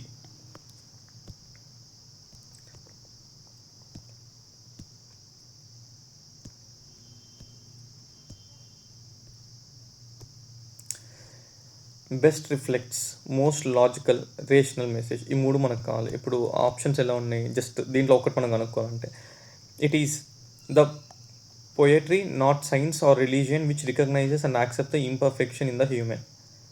It is the poetry not science which recognises the accept the imperfections in the human. ఇది అంటే జస్ట్ పాజిటివ్గా నెగిటివ్గా ఉందా అంటే జస్ట్ పోయట్రీకి సైన్స్కి మధ్య ఉన్న తేడా మాట్లాడుతుంది. సైన్స్కి ఏమో అన్ని ఫ్యాక్ట్సే కావాలి, అన్ని నిజాలే కావాలి, ఒక్కటి తప్పైనా అది ఒప్పుకోదు. 2x2 అంటే 2.1 వచ్చినా కూడా అది ఒప్పుకోదు. కానీ పోయట్రీ అయితే దాన్ని ఒప్పుకుంటుంది. ఆ మనిషి ఎలా అంటే పోయట్రీ అనేది ఆ మనిషి ఆలోచన వేరేమో అన్నట్టు మాట్లాడుతుంది. సో ఆబ్వియస్లీ ఇది సైన్స్కి జస్ట్ హోల్డ్లో పెడదాం. Truth is revealed through science or religion and poetry is a అంతిమ టు ద ట్రూత్. ఇది కూడా అంతే మాట్లాడుతుంది. So next, poetry is a romantic imaginary and about feeling, versus science is religion and about truth. అంటే just వారి ఇద్దరి మధ్య ఉన్న డిఫరెన్స్ చెప్తుంది. అన్ని హోల్డ్లో పెడదాం. In a world of violence, tyranny and big poetry is a form of dynamic resistance. ఇదైతే రాంగ్. 71 అయితే ఇదొక్కటి మీరు రాంగ్ అవుట్. సరే ఒకసారి ప్యాసేజ్ చదువుదాం. అంటే అన్నీ ఒకేలాగా ఉన్నాయి. ఈ 3 ఒకే కేటగిరీకి వస్తాయి, ఇది ఒక్కటే సపరేట్ కేటగిరీకి వస్తుంది. ఒకసారి ఇది ప్యాసేజ్ చదవాల్సిందే. Unlike religion, science, poetry does not pose explicit belief in absolute truths. So forces of individual who claims to have the absolute truth in the grasp is done direction trinely. Truth usually does not admit any contradictions or imperfections in unity. It is therefore not of much use for poetry. Poetry abides plurality of life existence.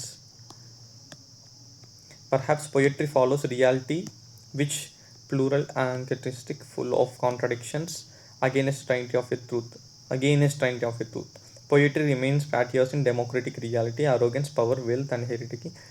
And poetry possesses both humility and defiance. బేసిక్గా అంతే. ఇప్పుడు అది చెప్తుంది. ఇక్కడ ఇచ్చిన ప్రతి option ఈ option అన్ని పారాగ్రాఫ్లు ఉన్నాయి, అన్నిటి గురించి మాట్లాడుతుంది. కానీ మనం అడుగుతుంది ఏమడుగుతున్నాడు, rational message conveyed by the poem. ఓవరాల్గా అడుగుతున్నాడు. ఇది ట్రూ, ప్యాసేజ్ పరంగా చూసిన ట్రూ, ఇది ట్రూ. 3 ఆన్సర్లు ఉండవు కాబట్టి ఈ 3కి ఇదే డిఫరెంట్ ఉంది కాబట్టి answer is D. In a world of violence, నేను ఈ ఎక్స్ట్రీమ్ వర్డ్ చూసి నేను రాంగ్ అనుకున్నా. In a world of violence, tyranny and big poetry is a form of dynamic and resistance. అదే ఇక్కడ ఓవరాల్గా చెప్తుంది. Poetry process both humanity and defiance. మొత్తం చెప్తుంది. సైన్స్ అండ్ పొయట్రీ అండ్ సైన్స్కి ఏమో కేవలం నిజాలు అవి మాత్రమే కాదు, పొయట్రీ అది మంచిగున్నా చెడ్డకున్నా పొయట్రీ మొత్తం అన్నింటినీ కన్సిడర్ చేస్తుంది అని ఓవరాల్గా చెప్తుంది అంతే. In a world of violence, ట్రైనరీ,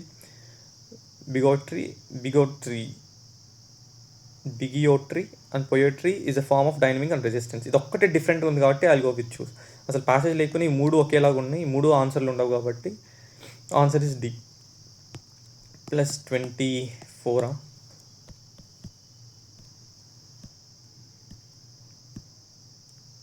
23-24 maybe last passage. Assumptions. Okay, options ఏమో ఇలా ఉన్నాయి, సో జాగ్రత్తగా చదవాలి. Author of the passage believes that flowers are creation of nature's luxury. Authors believe అంటున్నాడు. ఓకే, పాజిటివ్గా లేదు, even flowers nature luxury, so పాజిటివ్గా అనుకుందాం. The author of a passage does not believe in usefulness of flowers except as a thing of beauty. అదే చెప్తున్నాడు. ఇక్కడ ఏంటి, nature's luxury అని చెప్పి దాని బ్యూటీని పొగుడుతున్నాడు. అంటే ఓన్లీ బ్యూటీ మీద మాత్రమే కాన్సన్ట్రేషన్ చేసిందని ఇది అంటున్నాడు. Does not believe in it's usefulness. అంత ఒక ఆథర్ అనేవాడు ఎంతో ఊరికైతే రాయలేడుగా, అలా ఊరికే రాసిన ప్యాసేజ్లు అయితే యూపీఎస్సీ తెచ్చిపెట్టదు. సో ఓన్లీ ఒక యూస్ఫుల్నెస్ గురించి మాత్రం, అంటే దాని యొక్క అందం గురించి మాత్రమే పొగిడితే, ఒక ఫ్లేవర్ అందం గురించి ఖచ్చితంగా ప్యాసేజ్ అయితే యూపీఎస్సీ ఎగ్జామ్లో రాదు. అలా అనుకుని నేను 2 అయితే తీసేస్తా. ఆన్సర్ అయితే ఏంటి, 2 అయితే కాదు, నెయిదర్ 1 or 2 అయితే కాదు. ఇప్పుడు ఏలో కానీ సిలో కానీ ఆన్సర్ ఉంటుంది. అది నీట్గా చెప్తా. Flower was not invented to please us or flaunted it with petals and spread it with its perfume to attracts an insect. The insect carries the pollen from flower to flower, so pollen is not carried away from wind, thus not wasted. What we all can call flower's beauty is merely a byproduct and human's invention. The perfume is not there to please us, the pleases is because we have been conditioned. అదే మొత్తం flower యొక్క existence గురించి మాట్లాడుతుంది. ఒక పువ్వు ఉండేది, దాని యొక్క సుగంధ పరిమళం మనం ఆస్వాదించడానికో, లేదంటే వాటి యొక్క రేకుల్ని తీసి మనం చల్లుకోవడానికో కాదు. ఇదంతా ఉంది కాబట్టి మనం వాడుకుంటున్నాం తప్ప దాని అన్నిటికీ మించింది ఉంది ఫ్లవర్స్ అని. ఫ్లవర్స్ యొక్క గొప్పతనం ఇక్కడే చూడండి. పెటల్స్ జస్ట్ దాని అప్పుడు అది మల్టీ డైమెన్షన్లో మాట్లాడుతుంది. The author of passage believes the flowers are creations of nature's luxury. అంటే నేచర్స్ లగ్జరీ గురించి మాట్లాడట్లేదు వాడు, దానికి అగెయినెస్ట్ గురించే మాట్లాడుతున్నాడు. మీరు ఒకసారి చదివితే ఈ క్వశ్చన్ చాలామంది తప్పు చేస్తారు, చాలామంది. అంటే ఈవెన్ నేను కూడా ఇది తప్పే చేశా. ఇది 1 రైట్ అనుకుని 1 పెట్టా. ఇదైతే నేను యాక్చువల్లీ ఆన్సర్ ఈజ్ డి. ఎందుకు డి అనేది మళ్ళీ నాకు అర్థమైంది. ఎందుకంటే ఇక్కడ నేను చెప్పినట్టే చెప్పి మొత్తం ఫ్లేవర్ గురించి చెప్పి అది నేచర్ యొక్క ఎగ్జిస్టెన్స్ మాత్రం లగ్జరీ, అసలు నేచర్ లగ్జరీ అని ఎక్కడ మెన్షన్ కూడా చేయలేదు. అసలు లగ్జరీ అంటే ఏంటి, బేసిక్గా హయ్యెస్ట్ కంఫర్ట్ అని అర్థం. హయ్యెస్ట్ కంఫర్ట్, అసలు ఫ్లవర్కి అలాంటి హయ్యెస్ట్ కంఫర్ట్ గురించే ఎక్కడ మాట్లాడట్లేదు. దానికి ఉన్న బాధల గురించే ఫ్లవర్స్ని మనం దాని యొక్క ఒరిజినాలిటీలా కాకుండా దాంట్లో ఉన్న బై ప్రోడక్ట్స్ గురించి మనం మాట్లాడుతున్నాం. అంటే ఫ్లవర్స్ అందం గురించి మనం వాడుకోకుండా ఫ్లవర్స్ యొక్క యూస్ఫుల్నెస్ని ఒక కమర్షియల్గా మనం చేసుకున్నాం, అది దాని గురించి మొత్తం మాట్లాడుతున్నాడు ఇక్కడ. సో ఆబ్వియస్లీ ఆన్సర్ అలా తీసుకుంటే ఇది రాంగ్ అవుతుంది. లగ్జరీ ఎక్కడుంది ఫ్లవర్స్కి, దానికి రేకులు విడిచేస్తున్నాం, మొత్తం తినేస్తున్నాం, పర్ఫ్యూమ్గా వాడేస్తున్నాం. సో దాని యొక్క యూస్ఫుల్నెస్ని, అందంని ఆస్వాదించకుండా దాని అందాన్ని మన ఫామ్ని, ఫ్లవర్ ఫామ్ నుంచి వేరే ఫామ్లోకి మార్చేసి దాన్ని మనం ఆస్వాదిస్తున్నాం. అప్పుడు నేచర్స్ లగ్జరీ ఎట్లా అవుతుంది flavours? So obviously wrong. Answer is D. Actually 24 మన ప్రకారం అయితే, ఇది కూడా నేను కౌంట్ చేయను ఎందుకంటే నేను రాంగ్ పెట్టాను. సో పాసిబుల్ దీంట్లో మనం చేయగలిగే 24 క్వశ్చన్స్ ఉన్నాయి. మినిమం 23 క్వశ్చన్స్ మనం పాసిబుల్గా చేయగలుగుతున్నాం. అప్పుడు 24 × 2.5 ఎంత అవుతుంది? ఇంకేమైనా ప్యాసేజెస్ ఉన్నాయా? లేవు, మ్యాక్సిమం అదే లాస్ట్ ప్యాసేజ్. చూడండి ఒకసారి. 24 × 2.5, 24 × 2 48, దీంట్లో హాఫ్ అంటే 12, 60 మార్క్స్ వచ్చేసి మనం బేసిక్గా మీరు ఒక రీడింగ్ కంప్రహెన్షన్ని బాగా చేసుకుంటే, డెవలప్ చేసుకుంటే ఇక్కడే మీకు 60 మార్క్స్ వచ్చేస్తాయి. ఇంకేం కావాలి చెప్పండి. మీరు అర్థమెటిక్ రీజన్లో ఇంకొక 10 క్వశ్చన్స్ పెట్టుకున్నా, 10 × 5 అంటే జస్ట్ 25, అంటే 85 మార్క్స్ వచ్చేస్తుంది. బేసిక్గా మన టార్గెట్ 100 ఉండాలి. యాక్చువల్లీ అర్థమెటిక్లో ఇంకా ఈజీ క్వశ్చన్స్ ఇస్తాడు. 10 క్వశ్చన్స్ అయితే పక్కా ఈజీగా ఇస్తాడు. అది వెతికి కూడా నేను చెప్పి అది నెక్స్ట్ మనం దీంట్లో చేద్దాం. మన టార్గెట్ మినిమం మనం ఎలా పెట్టుకోవాలంటే, మీరు సీసాట్లో నేను ఈ థీమ్ని డెవలప్ చేసుకున్నాను మీకు అనిపించేస్తే మీ థియరీ ఎలా ఉండాలంటే 15 క్వశ్చన్స్ రీడింగ్ కంప్రహెన్షన్లో, అది 15 క్వశ్చన్స్ వచ్చేసి మ్యాథ్స్లో నేను చేయాలి. రీడింగ్ కంప్రహెన్షన్లో మినిమం 20 క్వశ్చన్స్ నేను రైట్ చేయాలి. ఇది మీ థియరీ ఉండాలి. షార్ట్గా రైట్ చేయాలి. దాంట్లో నెగిటివ్స్ ఉండకూడదు, ఏం ఉండకూడదు. ఎందుకంటే మినిమం 28 ప్యాసేజెస్ నుంచి 25 ప్యాసేజెస్ మధ్యలో వస్తాయి. సో షార్ట్గా నేను 20 చేయాలి. ఆ 5 కూడా నాకు వచ్చంటే చేసేస్తాను, కొంచెం డౌట్ ఉన్నా వదిలేస్తాను. ఇలా థియరీ ఉంటే 35 క్వశ్చన్స్ వచ్చినా చాలు మీరు సీసెట్ క్వాలిఫై అయిపోతారు. అలా కాకుండా రీడింగ్ కంప్రహెన్షన్ నేను ఎంత చూసుకున్నా, ఇలాంటి వీడియోస్ చూసినా నాకు నా వల్ల కావట్లేదు అనుకుంటే షార్ట్గా మీరు 18 క్వశ్చన్స్, 18 కూడా వదిలే 15 క్వశ్చన్స్ రీడింగ్ కంప్రహెన్షన్లో షార్ట్గా పెట్టండి. అప్పుడు ఆటోమేటిక్గా ఒక 20 క్వశ్చన్స్ పెంచేయండి. ఎలా తీసినా మనకి 35 క్వశ్చన్స్ మినిమం రైట్ అవ్వాలి. అదే మన టార్గెట్. ఇక వీడియో అయితే ఇదే ఎండ్. ఫస్ట్ ఆఫ్ ఆల్ నేనేం చెప్తానంటే, మీరు సీసాట్ని అని చూసి, ఈ పేరుని చూసి, ఈ పేరుకున్న ట్యాగ్ లైన్ను చూసి, దీనికి ఉన్న చరిత్రను చూసి అందరు కష్టం అంటున్నారు, యూపీఎస్సీనే తీసేయాలంటున్నారు. పెద్ద పెద్ద ఐపీఎస్ ఆఫీసర్ ఆయనే కేసు కూడా వేసాడు, సీసాట్ని తీసేయాలి, దీనివల్ల వెళ్ళిపోతుంది. ఇలాంటివన్నీ ఆలోచించి ఇది కష్టం అనుకుంటా అంటే ప్రెషర్ దీనివైపు పోవట్లే. మీ యొక్క ఇన్ఫీరియారిటీ కాంప్లెక్స్ ఇది రిఫ్లెక్ట్ చేసి మిమ్మల్ని భయపెడుతుంది. సో ఇక్కడ మీరు దీన్ని భయపడకూడదు. మీరు ఎలా ఆలోచించాలంటే, సీసాట్ అంటే 80 క్వశ్చన్స్ ఉంటాయి. 80లో నేను చేయాల్సిన 35 క్వశ్చన్స్. మీరు 35 క్వశ్చన్స్ ఇంటూ 2.5 చేసిన అరౌండ్ 88 మార్క్స్ వస్తాయి. మీకు కావాల్సిన 66 మార్క్స్, 67 మార్క్స్. సో ఆబ్వియస్లీ ఇలా మీరు ఆలోచిస్తే, మీ మాడ్యూల్ని మారిస్తే, నువ్వు అంటే 45 క్వశ్చన్స్ నువ్వు వదిలి, ఆ 45 క్వశ్చన్స్ కష్టమైన క్వశ్చన్స్ నువ్వు వదిలి, ఆ ఈజీ క్వశ్చన్స్ మాత్రమే నువ్వు చేయి. 35 క్వశ్చన్స్ నువ్వు ఎందుకు క్వాలిఫై అవ్వవు చూడు. అంతే. అలా తీసుకుంటే ఇది పక్కా క్వాలిఫై అయిపోతుంది. మనం మాడ్యూల్ని మార్చండి. యూపీఎస్సీ అంటే ఇప్పుడు మెయిన్స్ ఉంటుంది, ప్రిలిమ్స్ ఉంటాయి, ఇన్ని స్టేజెస్ ఆఫ్ ఉంటాయి. ఆ స్టేజెస్లో నుంచి నేను వెళ్ళాలి, అన్ని పేపర్స్ ఉంటాయి. అలా ఆలోచించకండి. ఏ పేపర్కైనా ఉన్నది. ప్రిలిమ్స్ అంటే 30 పేపర్స్ బుక్లెట్లు అలాంటివి 2 ఉంటాయి. అంటే మొత్తం నేను 60 పేజెస్ ప్రిలిమ్స్ అంటే. మెయిన్స్ అంటే మొత్తం 9 బుక్లెట్స్ ఉంటాయి. 9 బుక్లెట్స్ అంటే అదొక 180 పేజెస్. అంటే నేను మొత్తం నింపాల్సింది ఇంతే, ఈ 180 పేజెసే. అంటే మొత్తం ఓవర్గా 240 పేజెస్. యూపీఎస్సీ అంటే 240 పేజెస్ అంతే.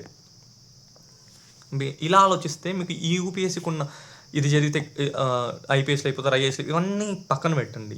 చదివితే ఏమైపోతాం అనేది పక్కన పెడితే, ఏముంది మన కళ్ళ ముందర ఏం కనిపిస్తారో అది మాత్రమే చూడండి. ఇవన్నీ ఎందుకు చెప్తున్నా అంటే, ప్యాసేజెస్లో కూడా కేవలం మనం ఈ మెంటాలిటీలోనే ఉంటే ప్యాసేజెస్ని మనం క్రాక్ చేయగలుగుతాం.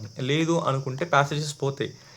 సీసెట్లో వచ్చే ప్యాసేజెస్ చాలా కష్టంగా ఉంటాయి అనే ఫీలింగ్ నీకు వస్తే, నువ్వు ఇలా ఇంత ఫ్రీగా, ఇంత నార్మల్గా ఆలోచించలేవు. ఆ ఫీలింగ్ నుంచి బయట వస్తేనే ఇంత ఫ్రీగా ఆలోచించగలుగుతాం. అదే. ఇక మీకు ఏదో కొంచెమైనా హెల్ప్ అవుతుంది అనుకుంటున్నా. హెల్ప్ అయితే ఓకే, హ్యాపీ. రివ్యూస్ అయితే రాయండి. అంటే నేను కామెంట్ పెట్టండి, కామెంట్స్ పెరగా నేను అనట్లేదు. రివ్యూస్ అంటే ఏంటి, మీకు మాత్రం ఇది ఎంతవరకు మీకు పాసిబుల్ అయింది, ఎంతవరకు మీకు ఇది హెల్ప్ఫుల్ అయిందని రాస్తే కొంచెం బెటర్గా ఉంటుంది. అంతే. Bye, take care.